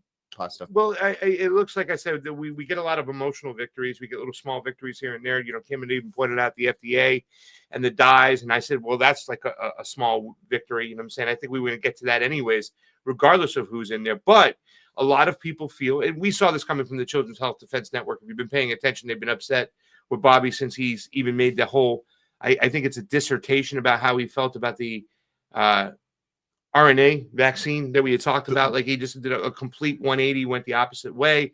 And they're like, what the hell is going on? The issue is that he went in there to handle the big issues, right? Like, he was supposed to go over there, start stripping away at the liability protections from the vaccine manufacturers, get them removed from the schedules, and expose them for what they are. Not so much, I know a lot of people wanted people punished, the Nuremberg 2.0, they would say, which was ridiculous anyways, because Nuremberg just took a bunch of low-hanging fruit and allowed a lot of other high-level Nazis to escape Argentina and never have any accountability for what they had done. But citing that they thought some people would be accountable, I think at the very least, the Children's Health Defense Network and a lot of us hope that things would change. So moving forward, we would never have to face those protocols and mandates ever again and never be having pushed down our throats. Bobby has ignored that. He hasn't done what he's needed to do when it comes to that. And in fact, the latest giveaway to Monsanto, I have a video over here. I don't have to show it, but, him turning his back and Donald Trump turning their back on, like, okay, you're supposed to be protecting food. You're supposed to get us healthier, make America healthy again. Why are you sitting back and allowing Monsanto to run rugged right now? No lawsuits, no accountability for Monsanto, a get out of jail free ticket for them. And it's in section 453 of the bill that was out there. No farmer protections until 2035. And a lot of people feel that Bobby is actually turning on, the Maha movement itself to provide cover for Donald Trump and the government. So, I mean, the big things haven't been done. We get these a little more emotional victories, but nothing really gets done at the end of the day. And it doesn't surprise me that Children's Health Defense is pushing forth. They're still under emergency use authorization for the COVID shot for children, right? The Pfizer shot. It's still on the vaccine schedule. There has not been anything talked about what's happened. There are people who have lost their job because of mandates. Still hasn't been retracted. So the big issues, like you said, mRNA is still on the shelf. And if it's still on the shelf, we have a problem. We do have a problem. I'm going to play devil's advocate for just one little tiny win, because it reminds me of when we talk about warning. Okay, so we talk about warning labels. Yeah. This is one thing it seems he can actually do. And we did get word that the FDA has started to put warning labels on the vaccine, specifically warning people that myocarditis is an actual side effect. And if you are a young, healthy male, you will be susceptible to this side effect. That's still on the shelf. It's still being given to people. But if that warning label is there, it kind of reminds me of the cigarettes situation where you once you get the warning label on, at least you can have a public discussion. Is that worth something? Let's see this announcement really quickly though. With you saying that leads into the whole fact that a lot of people in children's health defense think that Bobby, like, just listen, they have warning labels, they have everything on, just grab Pfizer's information about their own shot and use it against them. Get this shit pulled. He's not using the weapon there. He's avoiding doing that. So in the meantime, as he's not doing that and the mRNA stays on the shelf, can we do something with this? This is the report. I just want to share this. If you guys didn't see this, it actually did happen. There's actually a warning label, and they're being it's very low key. It's not being announced by mainstream, but check it out. That's what Kennedy's doing. Now, other agencies under Kennedy, like EPA and FDA, have their own pluses and minuses, almost like a grade in elementary school here. So one of the pluses for the FDA is they finally decided to add a warning to the COVID vaccine that it causes myocarditis. Something, again, we've been reporting on. Others, so many people have been raising the alarms on this. In fact, it was found in the studies, even in the preclinical studies, that they had to pause them to say, like, well, we're finding some signals here. But this is what the release looked like. This is the headline: FDA expands COVID vaccine warning about heart side effects for young males. So if you're out there, you're getting this 12 to 24-year-old healthy males, this is a problem. But you got to think, if you're unhealthy, what's it doing to the unhealthy kids too? Probably not helping them like a supplement or a vitamin C. So this is the warning that you're seeing now. The FDA press release said this warning they finally have a study, and this warning has to go into the vaccine insert. It says, in this study, at a median follow-up of approximately 5 months post-vaccination, persistence of abnormal cardiac magnetic resonance imaging, CMR findings, that are a marker for myocardial injury was common. It was common. The clinical and prognostic significance of these CMR findings is not known. Just kind of bringing that down, it's common. It happens pretty commonly, and we don't know what the clinical significance is. Well, we know that damage to the heart muscles, when they die, they do not reproduce. You do not get more heart muscles. Myocytes, cardiac heart muscles, do not continue to grow. So if you're damaging them or killing them, probably going to be a problem as you grow up from 12 years old to your middle ages or into your older ages. So that's what we're dealing with. See, right there, that alone, he should be able to take that, use that, and get it pulled. Right there alone, right there. And that's what people expected. He's going to take this information that we already know and change the way we're moving forward when it comes to not just vaccines, especially the COVID vaccine. And he hasn't done it. No, it's not going to happen because he's captured. But I'm saying let's accept that. Yeah. But let's compare this. I'm comparing this to smoking. I'm saying this: if you have a warning label on a cigarette carton that says you might get lung cancer, does that change the people from smoking it? At least we can talk about it in public. Yeah. At least we can say, "Hey, man, why are you lighting up right now?" Yeah. Because remember, guys, during COVID, we couldn't even suggest, like, "Hey, why are you getting another shot? Why didn't you just get 5 of those? You're getting a 6th one." So maybe is that a small win? If we can start relating having another booster related to, didn't you just smoke? You smoke a whole pack today, dude? It is not a win as much as we think it is. Yes, you can kind of label it a win. At least it's there. We can have the conversation. We can point to it. But we've had all this information about everything in COVID going on. Yeah. When you have the rhetoric and you have the mainstream media and what's the word? Enterprise capturing it. In other words, when you have vaccine commercials from Travis Kelce on a football game saying, I got my flu and my thing shot together, that's more powerful, and it's going to drown out the small warnings on the labels. Remember when RFK came in and what he wanted to say? He wanted to take away the fact that cigarette companies can no longer do commercials, right? There was a law that they had that for pharmaceutical companies.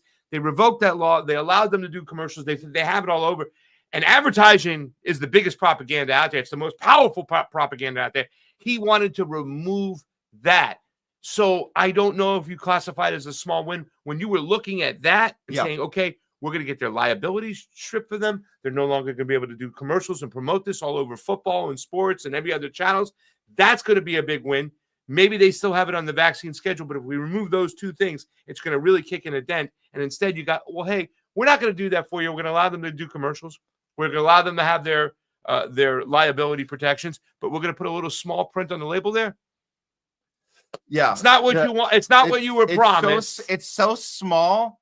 I'm just suggesting maybe it's not insignificantly small. It's minuscule, yeah, but it's not insignificant. Yeah. We can share, like you guys, like we can share this Yeah. with family and friends who uninvited us to Thanksgiving and Christmas. I mean, we can say, hey, how are your kids doing? Do you want to check on your healthy boys in your and the like, bunch of the people are going to say, listen, I just saw the commercial. Look, they're running a commercial right now, and they're pushing out there. It's like the good's going to outweigh the bad. I don't know if it's a big enough weapon around the Thanksgiving table, but let's try and bring it up there. Yeah. I mean, listen, we've been saying for quite some time. I've been saying to people who are still pushing the vaccine and still getting boosters, saying, have you read Pfizer's own information about the shot? No, I don't need to. I don't need to. My doctor tells me that it's okay, and that push is still on. That has not been removed. That hasn't been dented. That's still going on, and it's still going to fucking shine through. Unfortunately, hate to bust your bubble. Have that conversation at Thanksgiving, but I still don't. I think you're still kind of you're still pissing in a fan, right? There was a time when 4 out of 5 doctors chose Marlboro, so it might be a process. Yeah. But I'm just saying that was a thing. Okay, with that, let's remind everyone. The guy who put this in all of us, that forced this, who profited off this, who invested in mRNA technology, and then sold his stocks and made $500 million. I'm sorry, $500 billion. Yes, he went $500 billion on this thing. A guy who was on Epstein's jet, was funded by Jeffrey Epstein. Just a little reminder of the guy who salivates over getting mRNA into everything. It's so exciting to him. Here he is. mRNA is really easy and really cheap, and that's the magic of this thing. But there's no doubt in the next 5 years, we can, we just need to mess around. There's a lot of lipid nanoparticles, and some are very self-assembling. There's no inherent reason it's not thermostable, it's not cheap, and it's not scalable. And so as over the 5 years, we fix that part of it, mature it, which is very typical, we'll be able to build factories worldwide that can make $2 vaccines with even less lead time than we've had to have here during this pandemic. And we'll use those, as you suggest. Computer guy. For every disease that we don't have vaccines, we will try mRNA. In fact, for HIV, we have multiple ways. One that's more of a B cell approach, one that's more of a T cell approach. For malaria, we have multiple ideas. For TB, we have multiple ideas. And so to fill in the missing vaccines, we'll make a lot of our bets of the Gates Foundation and others who care about global health will be mRNA focused. Yeah. Okay. Global health. Yeah. We'll mess around. We got to mess around. And I want to correct the numbers from earlier. So this, just so they got the timeline right, because I want to get the numbers accurate. He invested $50 million into mRNA in 2019, before we even knew what COVID was. Yeah. Then 3 years later, he took that investment out. He got rid of it, and it multiplied to 500 million. So he made a pretty large return, which was $500 million in 3 years. And that's when he stopped pushing stuff like this. This video was recorded before he cashed out. So you saw his grinning in it. But it's just, look, we have to keep having these conversations. Obviously, a win is not necessarily a win, but that's why, I was just playing devil's advocate earlier, but here we are, guys. And, if we can keep these conversations going, then great. That's at least something we can do about it. So, okay. Good luck at the Thanksgiving table with that. But, yeah, exactly. You're going to have to take out the magnifying glass so they could see it like on the side of the cigarettes. This may cause myocarditis. It may. Yeah. But Travis Kelce says I can get my booster and my flu shot in one visit. Yep. So I'm going to take it. And meanwhile, the Jet Stadium has Pfizer ads at the end of the stadium. They're Johnson & Johnson. They used to have Johnson & Johnson out there, but they're even advertising their competition to get that booster shot and stuff. All right. Do some talking back? Let's do it. Let's do some talking back. I still haven't made a cartoon for you, man, but we'll just go with we got Jamie though, right? We got the cheese. Well, slice. he's gonna help us behind, I think. He's not coming on. Do you want to come on? I don't know. Does Jamie, he want to come on? where's your face? Let's see. Give us an up or a down. It's all good. Come on. Get your shirt. He's got. There you go. All right. Good to come on. Okay. Let's get the pizza advertisement. We'll do the pizza advertisement, Yeah, and we'll bring on Jamie, and he starts some stuff. So here we go, guys. Get your comments on there. Leslie's back there waiting in the wing. Yep. She's paying okay. attention. Leslie's helping out too. Okay. It's a team. It takes a team, guys. All right, here we go. A little talking back for you.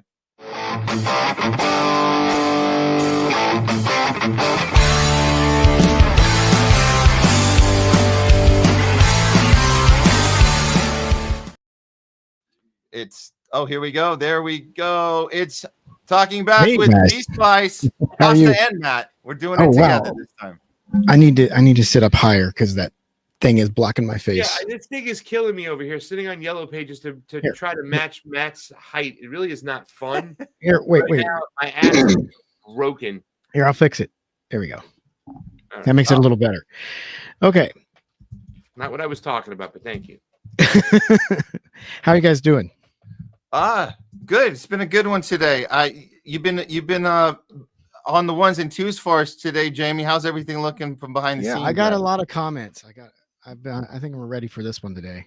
Oh shit. Let's do it. What do we got? It's the first one. All right, let's just jump into it. Well, Jungle Jer would like to know, what is the link to that opening video? They want to send it to two very stupid friends that have been arguing. Jungle Jer has been arguing with for over the genocide. Yes. Can you share that link?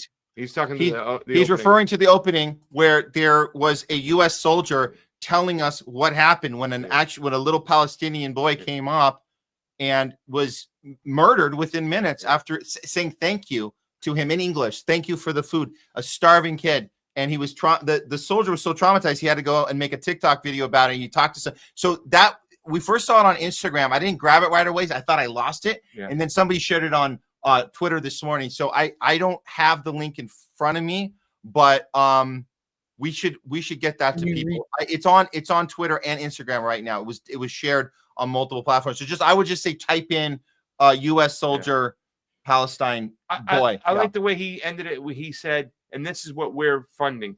Yep. This is what we are doing. We're all complicit with that. Yeah. All of it. Yeah. And I don't like being complicit with that. That's why it needs to stop. Yeah. All right.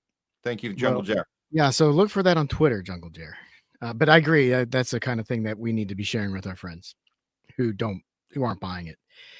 All right. Next one. Longmeadow. The U.S. voting population desperately needs a third party to make major inroads. But does the voting population change their mindset to allow fair playing field? Two-tribe mentality must go. So this was a bit of a side conversation, but I wanted to comment on this because I agree where you should only be voting for third-party options, independent options, vote for your dog. And the only wasted vote is a vote for Republicans or Democrats. But I think we're also past the point where voting can fix the problems. I don't believe in electoral politics as a solution anymore. I think we're too far gone. And what is the solution? Revolution? I didn't say that. But you can read between the lines, I guess. But yeah, I think we're past the point of electoral politics. And yeah. So I have a different hypothesis after spending some time with Jay and Levi, who started this, and I can pronounce his last name right. If you guys saw the interview we did, Levi's the head of a new third party called We the People. And Jay's been doing some work. Our co-host Jay Scott has been doing some work with Levi, and they actually do a Twitter space on every Wednesday night, 6 p.m. Pacific, 9 p.m. Eastern, talking about third-party organizing. And I heard language from them I haven't heard ever before, as far as and this might be important because Jamie, like, not to go against what you're saying, it might be hopeful or hopeless, but there's something that could still be accomplished in the organizing part of it to show how to run a third party with total transparency, how to force people that are running in positions, local positions, not just go presidential, but go around to all the different cities and pick up these positions. And when you're running, there's a way you can force, because it's a private company. Look, all of these political organizations are private. They can do whatever they want in primaries, right? They don't. That's why the Democrat. No one went. No such thing as a Democrat. Yeah, right. So they can do whatever they want. So in their bylaws, this is what was explained to me by Levi. It's pretty fascinating. In the bylaws, it's kind of the exact opposite that you see in any of these other third parties, where the candidate, if you're going to run, you have to check these boxes and agree to these things about how you're running, and the transparency has to be there from the beginning. And if you don't follow these things, you're out. They will boot you the hell out. So if you get in, you have an obligation. Your job is you're required to show the money, the paper trail of every effing dollar. And you also have a responsibility to the things that you signed up for, the things you're going to be working for your constituents. And if you don't do those things, you're out too. They'll switch you right out. Why are they so willing to switch you out? Because they work with other third parties. And the goal, and this goes back to what you're saying, Jamie, it's not necessarily the goal is we're going to have a real third party movement. The goal is to show the American people how politics can actually work. Just kind of educate you and say, we can actually work with other third parties. We can hold each other accountable. So it's kind of like stirring the pot of just kind of mixing up the entire thing and showing people we've never seen anything like this before, regardless of if the outcome is you get on a presidential ticket or not, or if you get more than 1.4% of the vote in a presidential year, if that's not necessarily the goal or not, but the goal is to re-educate the people on how politics is supposed to work. Yeah. If that fails, then I'm all in with you, Jamie. Then we say, okay, I think that's actually nothing works. I think that's actually a good approach, but I think the problem is so severe. I don't think that's going to be enough to fix it.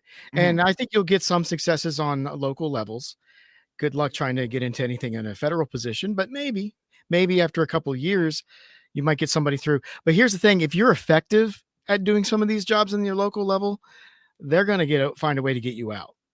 And you're not going to, maybe you could last a decade, but, I just don't think we can do it on a mass scale. Yeah. And also it's an incremental solution. And I don't think we need the incremental problem or solution is not going to fix the problem. So revolution is your I think we need radical change. Revolution is the solution from Jamie Cheese Slice. Let's go to the next comment. I didn't say that. You basically did. Rand Paul voted against it because there is a carve out that exempts Trump. I think this is talking about the PELOSI Act. Yeah, that's what he's talking about. Yeah. So, which was weird. I thought it was weird that Trump is opposing the thing that he was basically advocating for. But so, and now why is Trump opposing it? Maybe somebody else. I don't know. And then Rand Paul wants it to apply to Trump, but the thing doesn't apply to Trump. So why is Trump opposing it if it doesn't even apply to the president? Maybe it applies to his friends. I think we have to understand Trump's approach to everything is non-principled. Everything's personal. He just wants Pelosi. That's it. He doesn't come into this position and say, we want to apply a principle and hold everyone accountable. So even if there's a carve out for him, it's not good enough. He wants to only go after Pelosi. That's his target. It's very personal. Yeah, it doesn't want to. If you look at everything he does, nothing is about applying anything consistent. It's about having these direct targets of people he's going after, which is it makes things weird when you're like, wait a minute, why don't you just this one is really weird. It's really weird for him to oppose this because it doesn't apply to him. It's not even going to apply to his big business friends who get to do insider trading too. That's get away with it. It's only going to apply to Congress people who he really doesn't care about. So why does he care? Like this, he should be on board with this one because he talked about it. Interesting. Got a little more into it. Yeah. Peaceful Warrior. Peaceful Warrior on Independent. On Twitter. It shouldn't matter who's calling this out, Dems or GOP. Yes, bipartisan for a change. So this was about the Pelosi Act again. Yeah, I agree with that. And then this is a nice comment too. We need to pass the bill first, and then we'll read it. Yeah. That's a shout out to Nancy Pelosi from Obamacare. We got to pass. Now, here's the thing: if you ever have to say that about a bill and you're a congressperson, then your vote is no. If you don't get to read it, know what's in it, you should not vote yes for it. I don't care if it's a good bill or not. You need to read it, know what's in it first. And if you don't know what's in it, you don't vote for it. Patriot Act, thousands of pages, right? 40 minutes to do it. So the first time, CARES Act, they do it with a bunch of other bills. Yeah, but the first time you've got that excuse. What about all the other times they've renewed it? Everybody's had a chance to know what's in it since the first time, and they keep renewing it every time. I mean, that should be an easy vote no, but everybody votes yes. It's just their government doesn't work for us. They work against us. All right. I do have something to share for this one. Give me a second. Well, we'll go to the next one. Pasta, can you read this one? The Cyprus government is alarmed by the surge in Israeli citizens buying property across the country.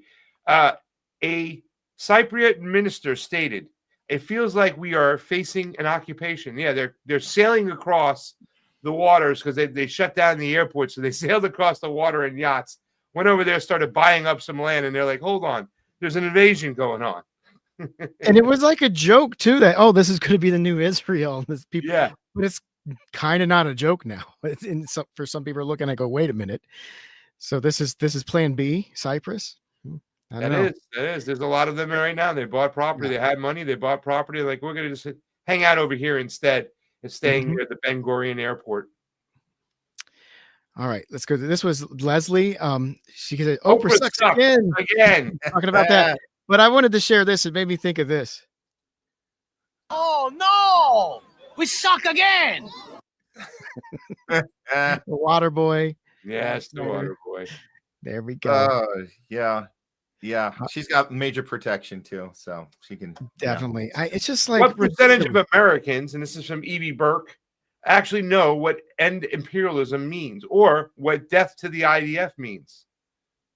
You guys want to take a crack at that? What percentage of Americans actually know? Well, the guess was about 25% in the chat. I think it's probably less than that, because like a lot of Americans don't even really understand that we are an empire.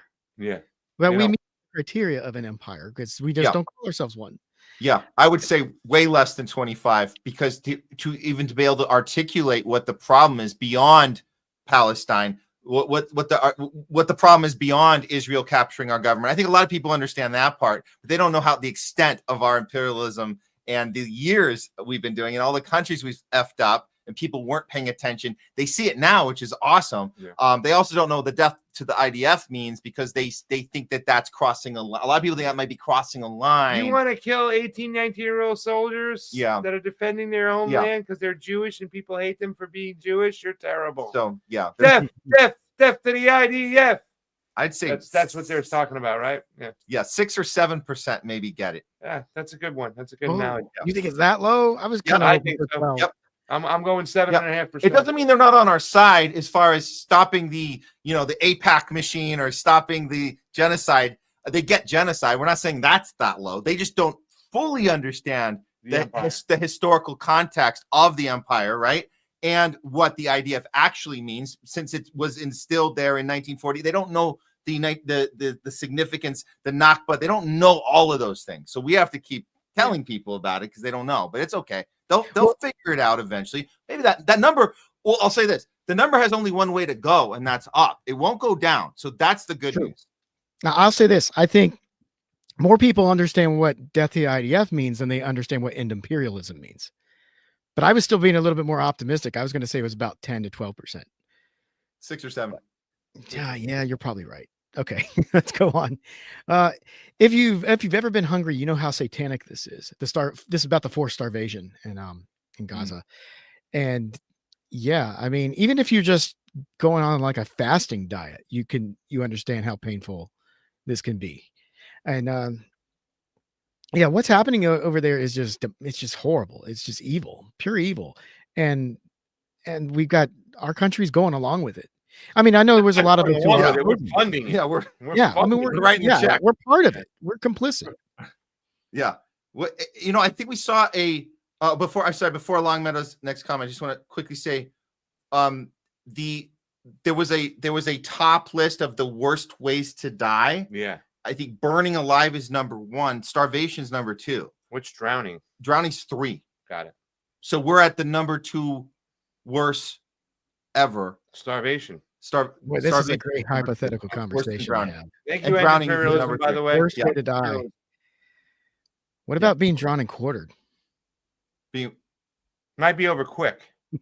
Maybe. I don't know. The starvation. I think it's the longevity of it. I think that's it's suffering. The suffering over time.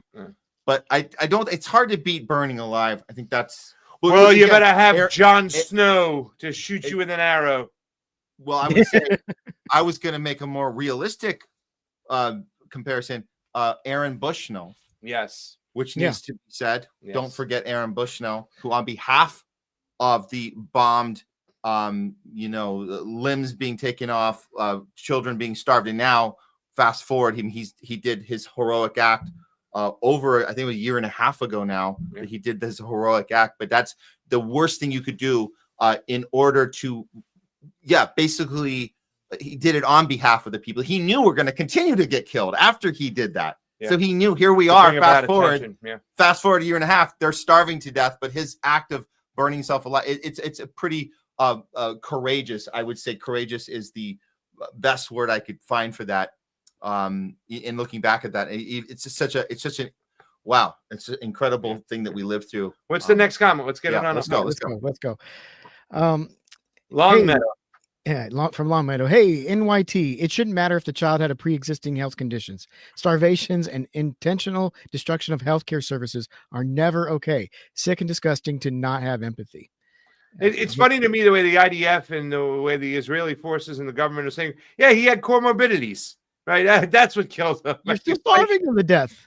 Can I double down on? We asked Steve POIKONEN about his opinion on that, and he was like, "Look, the New York Times made a bad error there," and I was like, "Well, look, I might be able to see that they were played and they were like duped, but the more I think about it, I'm going to double down on my initial assessment. They were in on it. This is not normal behavior. If you were duped, if you were an unknowing participant." In having to now, you are now the mention on every interview that goes on Piers Morgan. Any one of those Zionist assholes are going to cite this as an example of why nobody is starving because of this article. So for the New York Times not to, you don't just redact it. You don't do it quietly. I think doing it quietly was part of the psyop. They did that on purpose to look like that they were embarrassed. When if you really were tricked into it, you really feel bad about bad journalism. You come up swinging and you do an article with we started showing you guys pictures, have all those starving people ready to go, all those starving babies ready to go on your next print. Do it on the front page. Say, you guys, look, this particular person is starving. Yeah, there was they happen to have this other ailment, but all these people are starving too. And they didn't do that. So I feel like they were in on it the whole time. And now we've taken a step back. The New York Times can never be trusted. What they did during the Iraq situation, when they were looked at upon as the leftist kind of like liberal paper that was supposed to be about, common sense, and they pretty much were used to sell the whole war for Dick Cheney. So I never trusted the New York Times ever since then. So yeah. Oh yeah, no one should ever trust the New York Times for anything. Okay, next one. And imperialism again. From imperialism. There's more than enough food on Earth to feed everyone. And then some. There's leftover. There's more than enough left over. That's absolutely true. And like when you just look at the amount of food that we throw away in America, and because we have this we have abundance. We overproduce stuff, and then have to sell it. We can't just give it away because that would break the system if we did that. Oh yeah. So we'll let people starve on the streets before we throw it away. It's disgusting. And there's laws there to make sure that restaurants can't give it away. They got to throw it away. You know what I'm saying? All these things, and absolutely. From Israel has stopped bombing not because there's no more bombs, but because there's nothing left to bomb, and that's why now they are starving people. I think they realized that the bombs weren't killing enough people, and that's why they've resorted to starvation, because that would kill everybody. Well, they had to destroy the infrastructure first, and now they can go after doing what they were meant to do, and that's ethnically cleanse and get those people out of there. So but I think they were hoping they would kill more people during the bombing than they actually were able to. I thought they were going to be more. I think they thought they'd be more effective. But yeah, this has always been from the beginning a plan to wipe out the people so they could take the land. They want the land. It's always about. That's what it's always been about. It's never about a Hamas. Because they don't want to talk about what happened the week before October 7th. They just want to blame everything on that one day. But no, the decades before of what they were doing to the Palestinians, none of that counts. But anyway. Thanks, man. So starvation is a weapon that can work to kill everybody, just about. There'll be a few survivors, though. And hopefully they'll get their day in court. Yeah. Long Meadow. Thank you again. Canada, UK, and France leaders all give empty statements about their concerns for what is happening in Gaza. Meanwhile, all continue to support Israel military and the actions of the Israeli government. We talked about this in the beginning. This is something that's no matter what, it's the empty words, the empty promises. Right now, only now, they're starting to say we're going to recognize the Palestinian state. We asked Steve what he thinks why they're doing it now for the narrative management perspective. He goes, well, there's nothing fucking left. There's nothing left. And they can say what they want until people start paying attention to actual policy and stop looking at rhetoric and words. Nothing will change because they say one thing, but their actions prove something different. Well, and they're saying what they're saying because there is pressure being put on them, and they have to act. And also, like, I think France is legally obligated because they signed, was it the Geneva Convention or one of those treaties they signed where they're supposed to stand up against genocide, like legally, and they're not. So they have to actually pay. They have to pay lip service to it at least. But yeah, I think that the pressure is getting to them where they have to act. Well, remember, guys, it's just words. It's all it is. It's words. Oh yeah, and I mean the words aren't being said are the part about why. Why is this happening? So all of these different news outlets, all these different world leaders, they're saying the thing is happening. They're insinuating that there's this problem that there's a lot of factors involved, and it might just be what you would see in a common famine, or you might be because Hamas isn't cooperating. Famine. Yeah, well, this is the kind of suggestive language that comes with it. Just because you're acknowledging the starvation doesn't mean you're taking responsibility. And like our viewers are saying, Longmeadow is saying, like, we're still supporting the military. We're still writing the checks. And like AOC will tell you, we still have to give the Iron Dome our money because that's important to protect Israelis because they're the ones that are in danger right now, which is a complete joke. So again, there's ways you can just say words and then continue doing the policy. Yeah, it's more like important to protect her political career, thinking that Israel still will be in charge later on. See, she's betting that Israel will still be in charge and all that money will still be controlling the politics.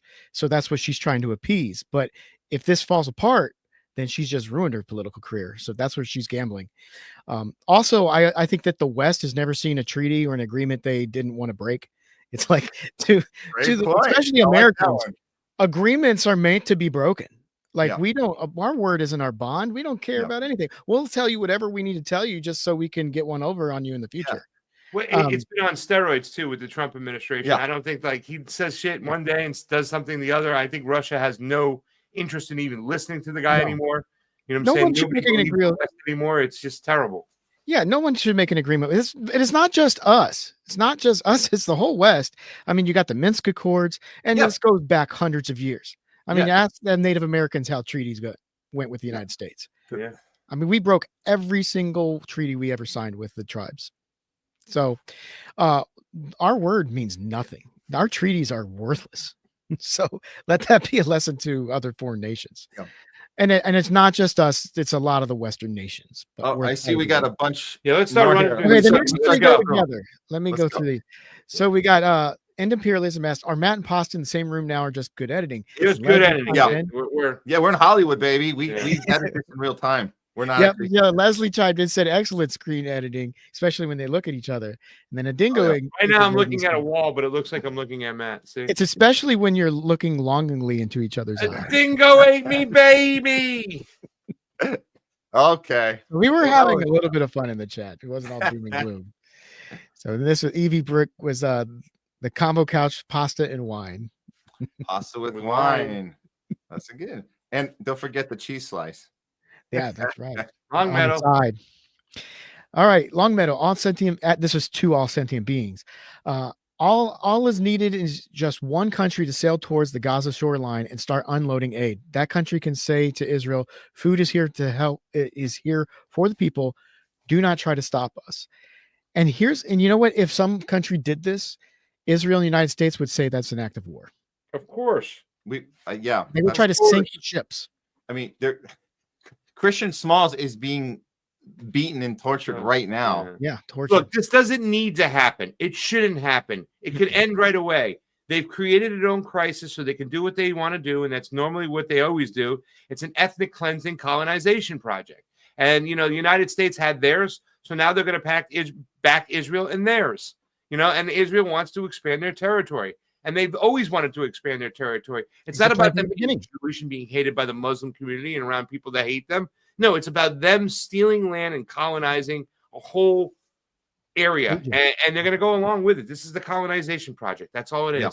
Same thing we did with the Indians. Yep. Look, you got to remember we're both Zionist countries. Israel's a Zionist country. United States is a Zionist country. Yep. Just there's a lot of non-Zionists in the United States that are harder to control. Yeah. All right. This is going on to Bernie Sanders from Wichita. What have they got on you, Sanders? Well, I can tell you the Jane Sanders stuff was really scary. Donald Trump seemed to have changed a lot about that. It was the first Trump administration that was coming on in, and they had threatened to go after Jane Sanders for some what they had said some fraudulent paperwork she had done out of college to get them funding, and they were going to use that to hang her. So I mean, there's a lot of things they got on you. Steve had explained it to like, we're going to show you a different angle of the Kennedy assassination. You play ball, or that same video will be made about you.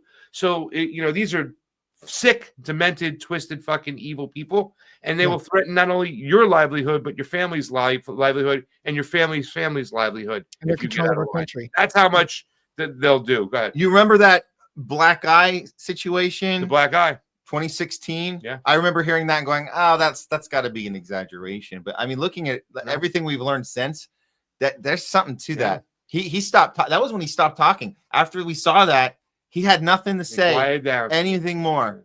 And then fast forward 4 years, and he's number one in the polls again in 2020 in January, right before the lockdown. Here's Bernie Sanders, number one. Everyone's freaking out. Joe Scarborough's freaking out. Chris Matthews got fired for it. Yeah. Everybody's freaking out that he's number one in the Democrats. And he says on camera about himself, I'm only ahead because Putin wants me to be ahead. You literally called Russiagate on yourself, and that was it. So that's what happened once he got a rough up. He had nothing to say against the Democratic Party ever again. And so much was seen in Nevada that we understood what was going on. We understood that the Democrats had cheated Bernie in the past. When you have a situation where they can't cheat you, like a caucus, and you see what he's doing and he takes the lead, all of a sudden everything just goes for Joe Biden after. It's just so much was proven over there about our election system, primaries, whatnot. And Bernie Sanders, instead of joining that movement, capitulated towards it. And that's why we are where we are today. Yeah. Biggest cuck of all times. All right. Yeah, it's been a sad disappointment. But, the more we see of Bernie Sanders today, the less and less I feel bad about supporting Tulsi in 2020. Yeah. But all right. That still wasn't a good plan either. Two more. We'll wrap it up. All right.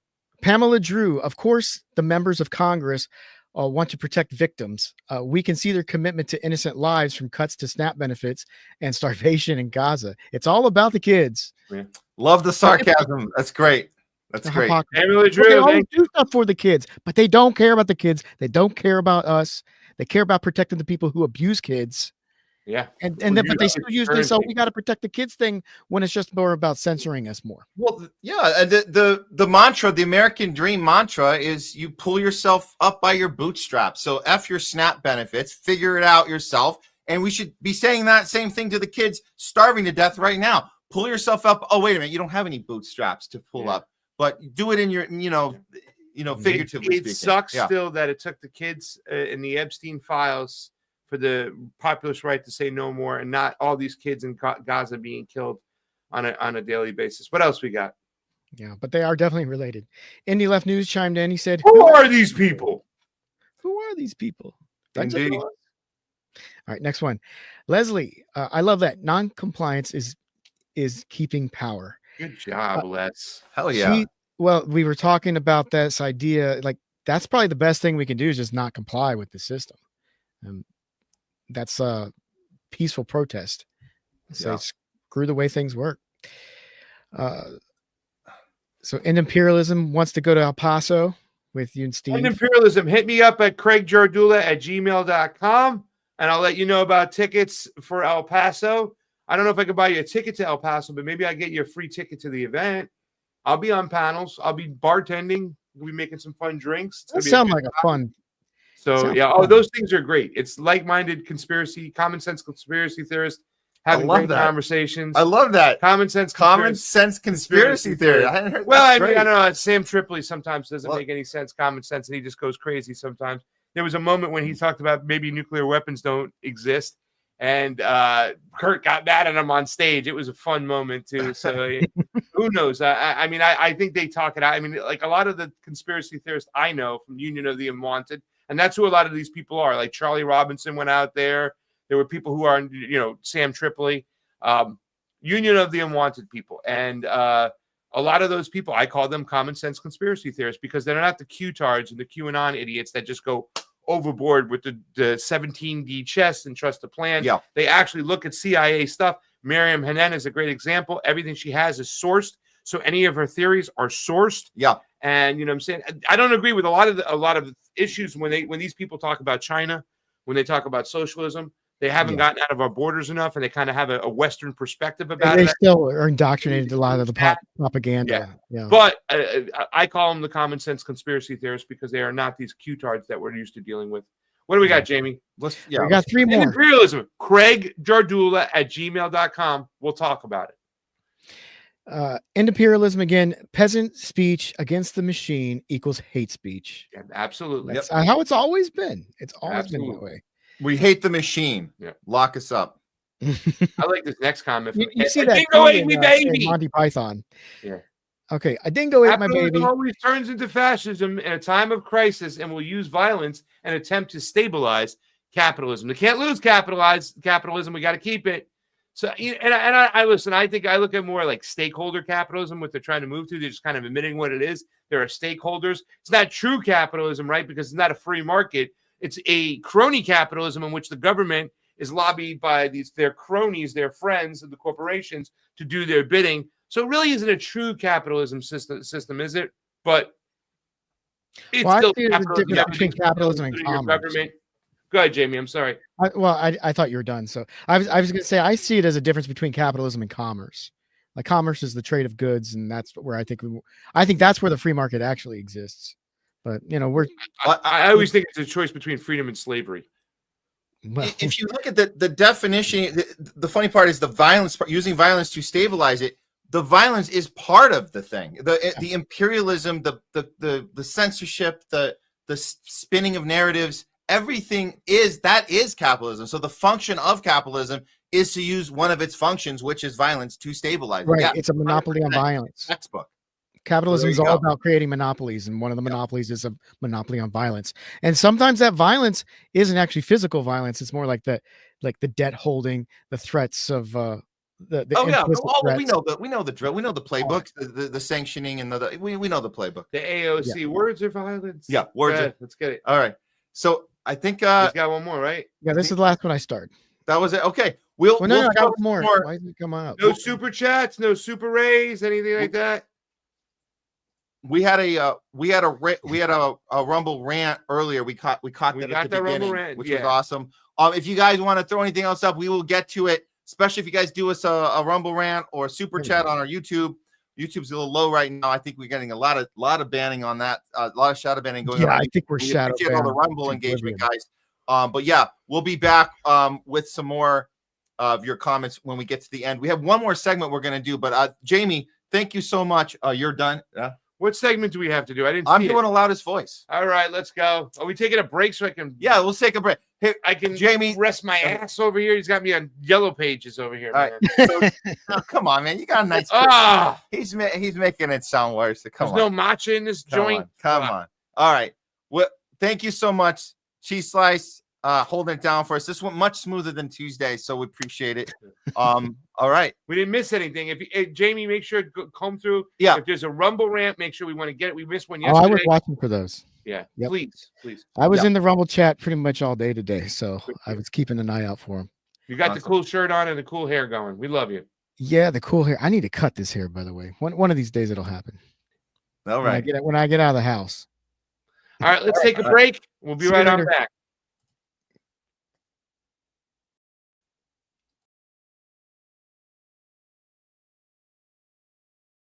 Run, by the way.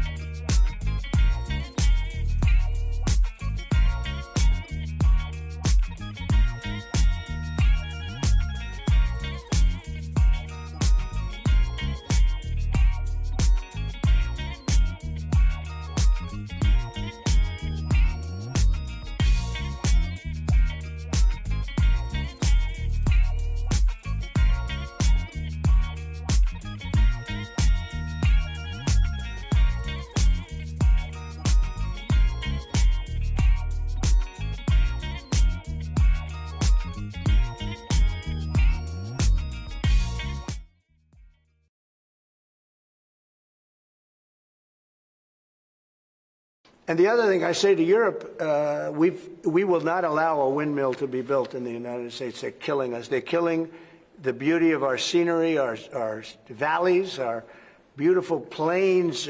And I'm not talking about airplanes. I'm talking about beautiful plains, beautiful areas in the United States. And you look up and you see windmills all over the place. It's a horrible thing. It's the most expensive form of energy. It's no good. They're made in China, almost all of them.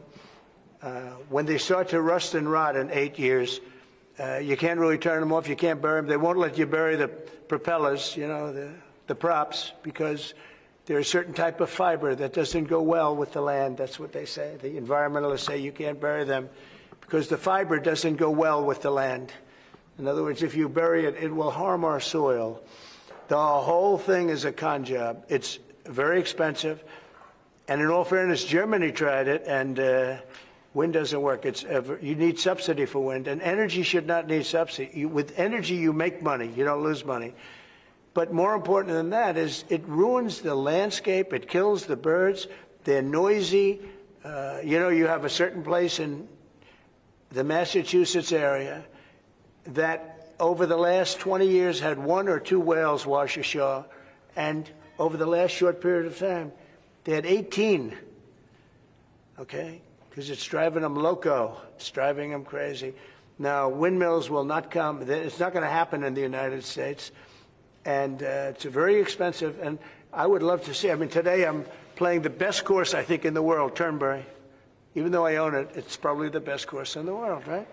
And I look over the horizon and I see 9 windmills. It's like right at the end of the 18th. I said, isn't that a shame? What a shame. You have the same thing all over Europe in particular. You have windmills all over the place. Some of the countries prohibit it, but people ought to know that these windmills are very destructive. They're environmentally unsound, just the exact opposite. Because the environmentalists, they're not really environmentalists. They're political hacks. These are people that they almost want to harm the country. But you look at these beautiful landscapes all over the world. Many countries have gotten smart. They will not allow it. They will not. It's the worst form of energy, the most expensive form of energy. But windmills should not be allowed. Okay.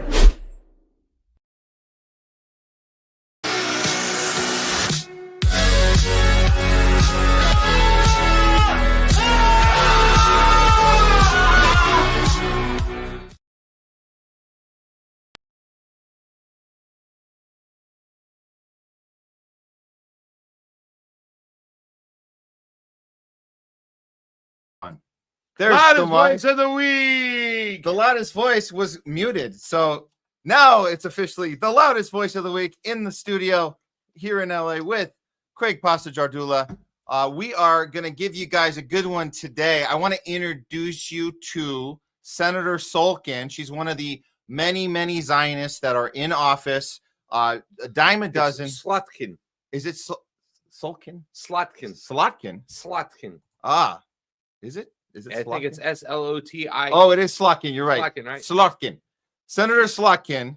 Dime a dozen Zionists. She is sulking now. Yeah, she's sulking in the she's corner sulking somewhere. now after what happened to her. But just to introduce you, this is the type of BS we get from a lot of these elected officials, selected officials, handpicked by AIPAC. This is her on Colbert just before Colbert got the axe. Just to give you an idea of what kind of person she is, and then we're going to show you loudest voice of the week that called her out. And spoiler alert, Colbert doesn't call her out, but this is just who she is. And again, so I'm just showing you guys this is the type of interviews that are pre-planned. They're just PR for the military industrial complex, PR for Israel, AIPAC, all that stuff. So it's very rare that you get one of these senators like Elissa Slotkin to participate in a real interview. And we're not so exactly sure how they pulled it off, but we have to give the loudest voice of the week this week to Krystal Saagar, who managed to get the Senator Slotkin on their Breaking Point show and have a real interview. One that after a few minutes, it seems that her people were definitely telling them to end the interview. She had to leave. But let's look at what they were able to accomplish in this time. And then I want to break it down with you Craig, on if you think anything was accomplished here. But for now, let's just say from a journalist point of view, loudest voice of the week, Krystal and Saagar. Let's check it out. About those, calling them balls and strikes, if you will. So first of all, do you accept that Israel has a policy of enforced famine and starvation in the Gaza Strip? I think I literally put my name on a letter yesterday or last night that says like a policy of starvation, people are starting to starve. And in general, I mean, I served in places like Ramadi and Fallujah. I watched in 2004 and 2005, Al-Qaeda terrorists drag American citizens behind a vehicle until they died, right? Like horrible, and then string them up, like a lynching. Okay. We still had a responsibility to get aid into Fallujah, despite the fact that we were fighting Al-Qaeda cells in Fallujah, and I have been clear about that. So this is a crime against humanity. Forced starvation is a crime against humanity. The occupying power has a responsibility to get aid into the war zone, period. So by the law of war. So in addition, do you accept that the Israeli plan, as reported by Haaretz, as discussed openly by ministers like Ben Gvir and Smotrich, as backed by the President of the United States, is forced ethnic cleansing? I think we have, as recently as yesterday, the Prime Minister of Israel talking about forced migration into certain areas and then potentially out of the country. That is not legal. That is not on any international standard since World War II. And I've been clear about that. So I would ask for a little bit of an open mind. Well, what I would ask is, listen, I'm a YouTuber. I have my words, that's all I have. But you're a United States Senator. Like you're not the president, but you have power. So what are you going to do? Because so far what we've seen, I mean, you voted for some of the aid that's been used to massacre children and innocents. You have backed Israel, as far as I can tell, from your voting record at almost every turn. You voted for a definition of anti-Semitism that would, codify anti-Zionism as anti-Semitism. You voted as a member of the House to sanction the ICC for indicting Benjamin Netanyahu, who you just admitted is a war criminal, by your own words. So are you going to join Senator Angus King, Senator Bernie Sanders in saying no more aid to this country that is committing war crimes against innocent civilians? I think the first thing, if you're asking about what to do with power, and I would offer that right now Democrats own nothing in Washington. So don't play powerless with me. You're a United States Senator. There are things you can do. In terms of who runs our foreign policy, I just think it's interesting, right, that there was a ton of protests when Democrats were in charge. There was a protest in Manhattan yesterday. Okay. I think it's fair to say, just to be honest, that back and forth, like the number of protests that go on now versus before. Well, they were part of your political coalition. Well, not to mention, Senator Slotkin, that's fair. Obviously, I'm here. Yeah. I was very upset over the Biden administration policy. And as you can tell, I'm very upset over the Trump administration policy. So let's deal not in strawman, but me and but here in and now. terms of so the tools that I have, the tools that we have in general, to me, the most important thing is a pressurized campaign to get aid into people who are starving. That to me is the number one, because that's the one is urgent and today. And that. But will you cut off aid to Israel so long as they're committing crimes against humanity? There is a difference between a weapon to protect a country from incoming missiles versus other type. Offensive and defensive weapons are different. So would you support offensive weapons ban? Like, would you stop any offensive aid to Israel? That certainly, to me, would be a place to look, but I'm not going to cut off a blanket next sale on a defensive weapon. I'm going to pause because this is where generally other news stations cut to a commercial for Pfizer. They're staying on it. And this is the important part. Stay on it. Don't let it go. Don't just let follow-up question. Here we go. I also reject that because, for example, if Senator Slotkin, if you were asked to support defensive weapons for Iran, defensive weapons for Russia, you wouldn't back that. No, but Iran, but they're defensive. They're just protecting civilians, right? So how is it different? But because Israel's being shot at. So is Russia. So is Iran. So is Russia. Ukraine's shooting at Russia right now. I'm sorry, this is the difference between allies, partners, and adversaries. Why is it an ally then?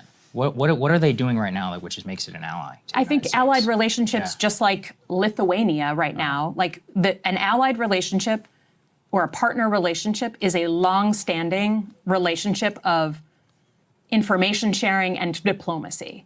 And that is, to me, it's not a like every day we decide Lithuania is our ally or not.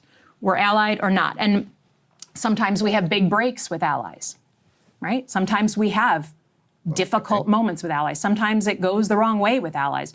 But an allied relationship is a long-term relationship. It's hard for me to understand why we should ally. Like, I'm sure you believe in, like, or claim to believe in liberal human rights. Why would we ally with a nation that is committing a genocide and live streaming it? Can I ask, literally, like this, I think about this from the mirror image way, because I do not support the things that Donald Trump is doing, right? But I'm an American. So do I want other countries to look at America and be like, we can't stand Donald Trump, so we're going to end any longstanding relationship we have with the American people. We're going to cut off any support we give them on information sharing or intelligence sharing. Like, we are not just our elected leaders. And she's using the argument of Donald Trump. If you have a problem with Donald Trump, you don't have a problem with the whole country, so you take care of the guy. Krystal and Saagar are saying this is beyond. You can't use that analogy because this is the entire essence of Israel. The entire this is not Donald Trump. This is the entire entity of Israel. So she's trying to do play the Trump card, and she thinks she can get away with it because Krystal Ball, as we know, has a history of Trump derangement syndrome and might relate with that. But they continue at her. I think that's the thing that's been lost. Conversation. So B'Tselem and another Israeli human rights organization joined the global consensus, Amnesty International, some 800 scholars. There was a piece from an Israeli scholar in the New York Times in saying this is a genocide. Do you accept, even Marjorie Taylor Greene yesterday came out and said it's a genocide. Do you accept that? And if you do, I mean, what responsibility does a United States senator have for, this is a nation that, we send every year billions of dollars to aid that you have, voted for and supported. Like, what responsibility does a United States senator have to prevent genocide and to stop genocide that we see ongoing? We have a responsibility up till today to ensure that food is getting in. Is it a genocide? People don't starve. I don't know that I'd use that term. Why? But it is violating the law of war. Why don't you use the term though? Because I think, it's, to me, do I think it's ethnic cleansing, which is what I think of in genocide? I don't know if it meets that definition. Okay, watch this. This is excellent interview skills. Now she's going to use the words against her that she said earlier. You remember what she said earlier? Here we go. Go, Krystal, get her. They're but didn't you say it earlier that it was ethnic cleansing? You said that they wanted to force it. I mean, this is open from the Israeli government. Like, they're saying it. Their Minister of National Security. They come out and they're like, we don't need shells. We need shells, not food. And we need to encourage migration. They're saying it. You're not going to get me to support what the Israeli government is saying right now. I think the point I was trying to make is it's not just about, like, we have relationships with nations over time, regardless of who their leaders are. We have really tough moments. We have easier moments. But that doesn't, so I'm not willing to say that, like, I hate everything ever. Sure, but the future. even if you accept that they're committing a genocide, you still wouldn't cut off their aid? I think that defensive aid and offensive aid are different things. And I think at this point, so what if they're Nazi doing Germany, every single day, if Nazi Germany, that's okay. But they stay at it, and I just want to say we don't need more. We don't need more. Okay, but that's the same charade. But I'll say this: the reason why this is good here, I'll take it. I'll just put it back on. That's okay. So what the thing, and this is about good journalism, is that they have in their ear, they have their stagehands, the producers, who are on in constant communication with her people, trying to keep her on point because it's all PR for her. And like you guys, we opened with the Colbert opening because that's the way it's all supposed to be theater. It's all entertainment. You might as well have a live audience, which by the way, Colbert doesn't have that anymore because nobody's watching that crap anymore. But the point is that you're supposed to, check in and make sure everything's going as planned. So they're going to continue. You guys can go watch the whole thing. There's like 5 more minutes of this, and they're going to continue at him, even though her people are on their ear right now with Saagar saying she needs to leave. She needs to leave. And then they will double down and say, hey, we know your people are telling us right now that you have to go, but we have a few more questions for you. And that's what you have to do. in those moments. Yeah. You have her in your studio. You have someone yelling in your ear, but you stay at it. Yes, she'll never go back on breaking points ever again. But they got the moment, and that's important. She might, because I don't know. It didn't look like it was doing too much damage, that she can stay to her talking points and get away with that. And the fact that Saagar and Krystal get that opportunity that a lot of us don't tells you something too as well, because they're called what's called safe dangerous. They'll go into dangerous areas, but they'll never push the boundaries. In other words, they won't go into those dangerous areas until it's safe to stay so, until the media is turned, until they're doing their narrative management. You know what I'm saying? And I mean, you just look at the interviews they had on COVID with RFK. They look like well, that's another so they're still pushing a certain point of line. In other words, they're allowed to do this, and they get the opportunity to do this because it's Donald Trump. Okay, look, you brought up the COVID thing. I'm not going to hold the fact that that the COVIDian mindset, the mind fuck that happened to Krystal Ball during COVID, I'm not going to hold that against her for this moment. But she certainly was not Who did grounded in Krystal reality. Ball vote for? That's a great point. We know she voted for Biden in 2020. Okay. In 2024, Enough said. In 2024, we're not sure. She's who she actually voted doing for. the same We don't thing that Elissa Slotkin is doing too as well. No, she's always provided. Did she vote for Kamala? She's always provided. Do we know if she voted for Kamala? I don't know. She's always provided cover, her and Kyle Kalinske, for the Democratic Party. I would bet that she voted for Kamala Harris, because she's always provided, this is the lesser of two evils. This is what we She have has to a do. history of doing that. Always. You're right. You're 100% So, right. I mean, yeah. But Gaza might be her tipping point. It might be it. Gaza's a lot of tipping point, but it's just one area. It's one subject. You know It's what I'm one saying? thing. It's and I do appreciate that. You know, Saagar talking about, well, yeah, Ukrainians are shooting at Russians right now. They're you know, we're providing them offensive. So I do appreciate that right there. But once again, you know, I mean, they have limitations. Well, there was 5 minutes left of the interview, and I'm telling you guys, once they're telling you in your ear she needs to leave, and you challenge that and you say, no, we're going to keep you for a few more questions. That's cool. That takes some balls. And that's why we're going to give these guys what we call the loudest voice of the week. Good for them. Okay. Good stuff. And I think that will wrap it up for today, guys. You don't have another 5 segments you want to do? Get me here for another 3-4 hours? There are 8 more. Are you ready to? Let's go. Let's sound off and say goodbye. We are done. And you guys, you saw that little interlude. It was diaper diplomacy. We love these guys. Whoever's putting this together, we want to highlight that. It's called diaper diplomacy. We're gonna go out with one more from them, and we'll see you guys next week, next Tuesday and Thursday. More homeless stuff for you. Non-tribal approach to news. We'll throw up a few more comments in the end. I want to thank our guest Steve today. We had a great conversation. I want to thank Jamie behind the scenes, Leslie behind the scenes, and what else? Thank you, Craig, for being in the home studio with us here in LA, man. It's been fun. These two shows together have been awesome. Love it, man. Love visiting the studios, and we'll come back soon, guys. Thank you for all the ways to help out the show, independent media. Make sure you subscribe. Jamie, no Rumble rants? No Rumble rants. Let's get out of here, buddy. Thank you for watching, guys. We'll see you soon. All right, here's a little Tucker and Cruz baby talk.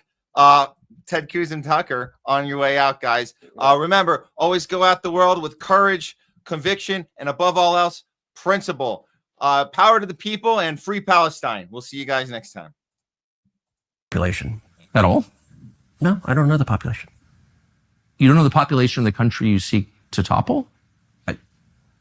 How many people living around? 92 million. Okay. Yeah. How could you not know that? I don't sit around memorizing population tables. Well, it's kind of relevant because you're calling for the overthrow of the government. Why is it relevant whether it's 90 million or 80 million or 100 million? Why is that relevant? Because if you don't know anything about the country... I didn't say I don't know anything about the country. What's the ethnic mix of Iran? They are Persians and predominantly Shia. Okay, this is cute. It's not even. You don't know anything about Iran. So I am not the Tucker Carlson expert on Iran. You're a senator who's calling for the overthrow of the government. You're the one who claims. You don't know anything about the country. No, you don't know anything about the country. You're the one who claims they're not trying to murder Donald Trump.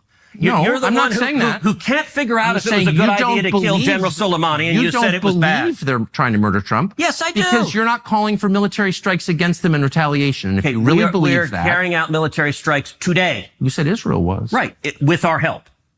I said we. Israel is leading them, but we're supporting them. Well, you're breaking news here because the U.S. government last night denied, the National Security Council spokesman Alex Pfeiffer denied, on behalf of Trump, that we were acting on Israel's behalf in any offensive capacity. No, we're not at all. bombing them. Israel's bombing them. You just said we were.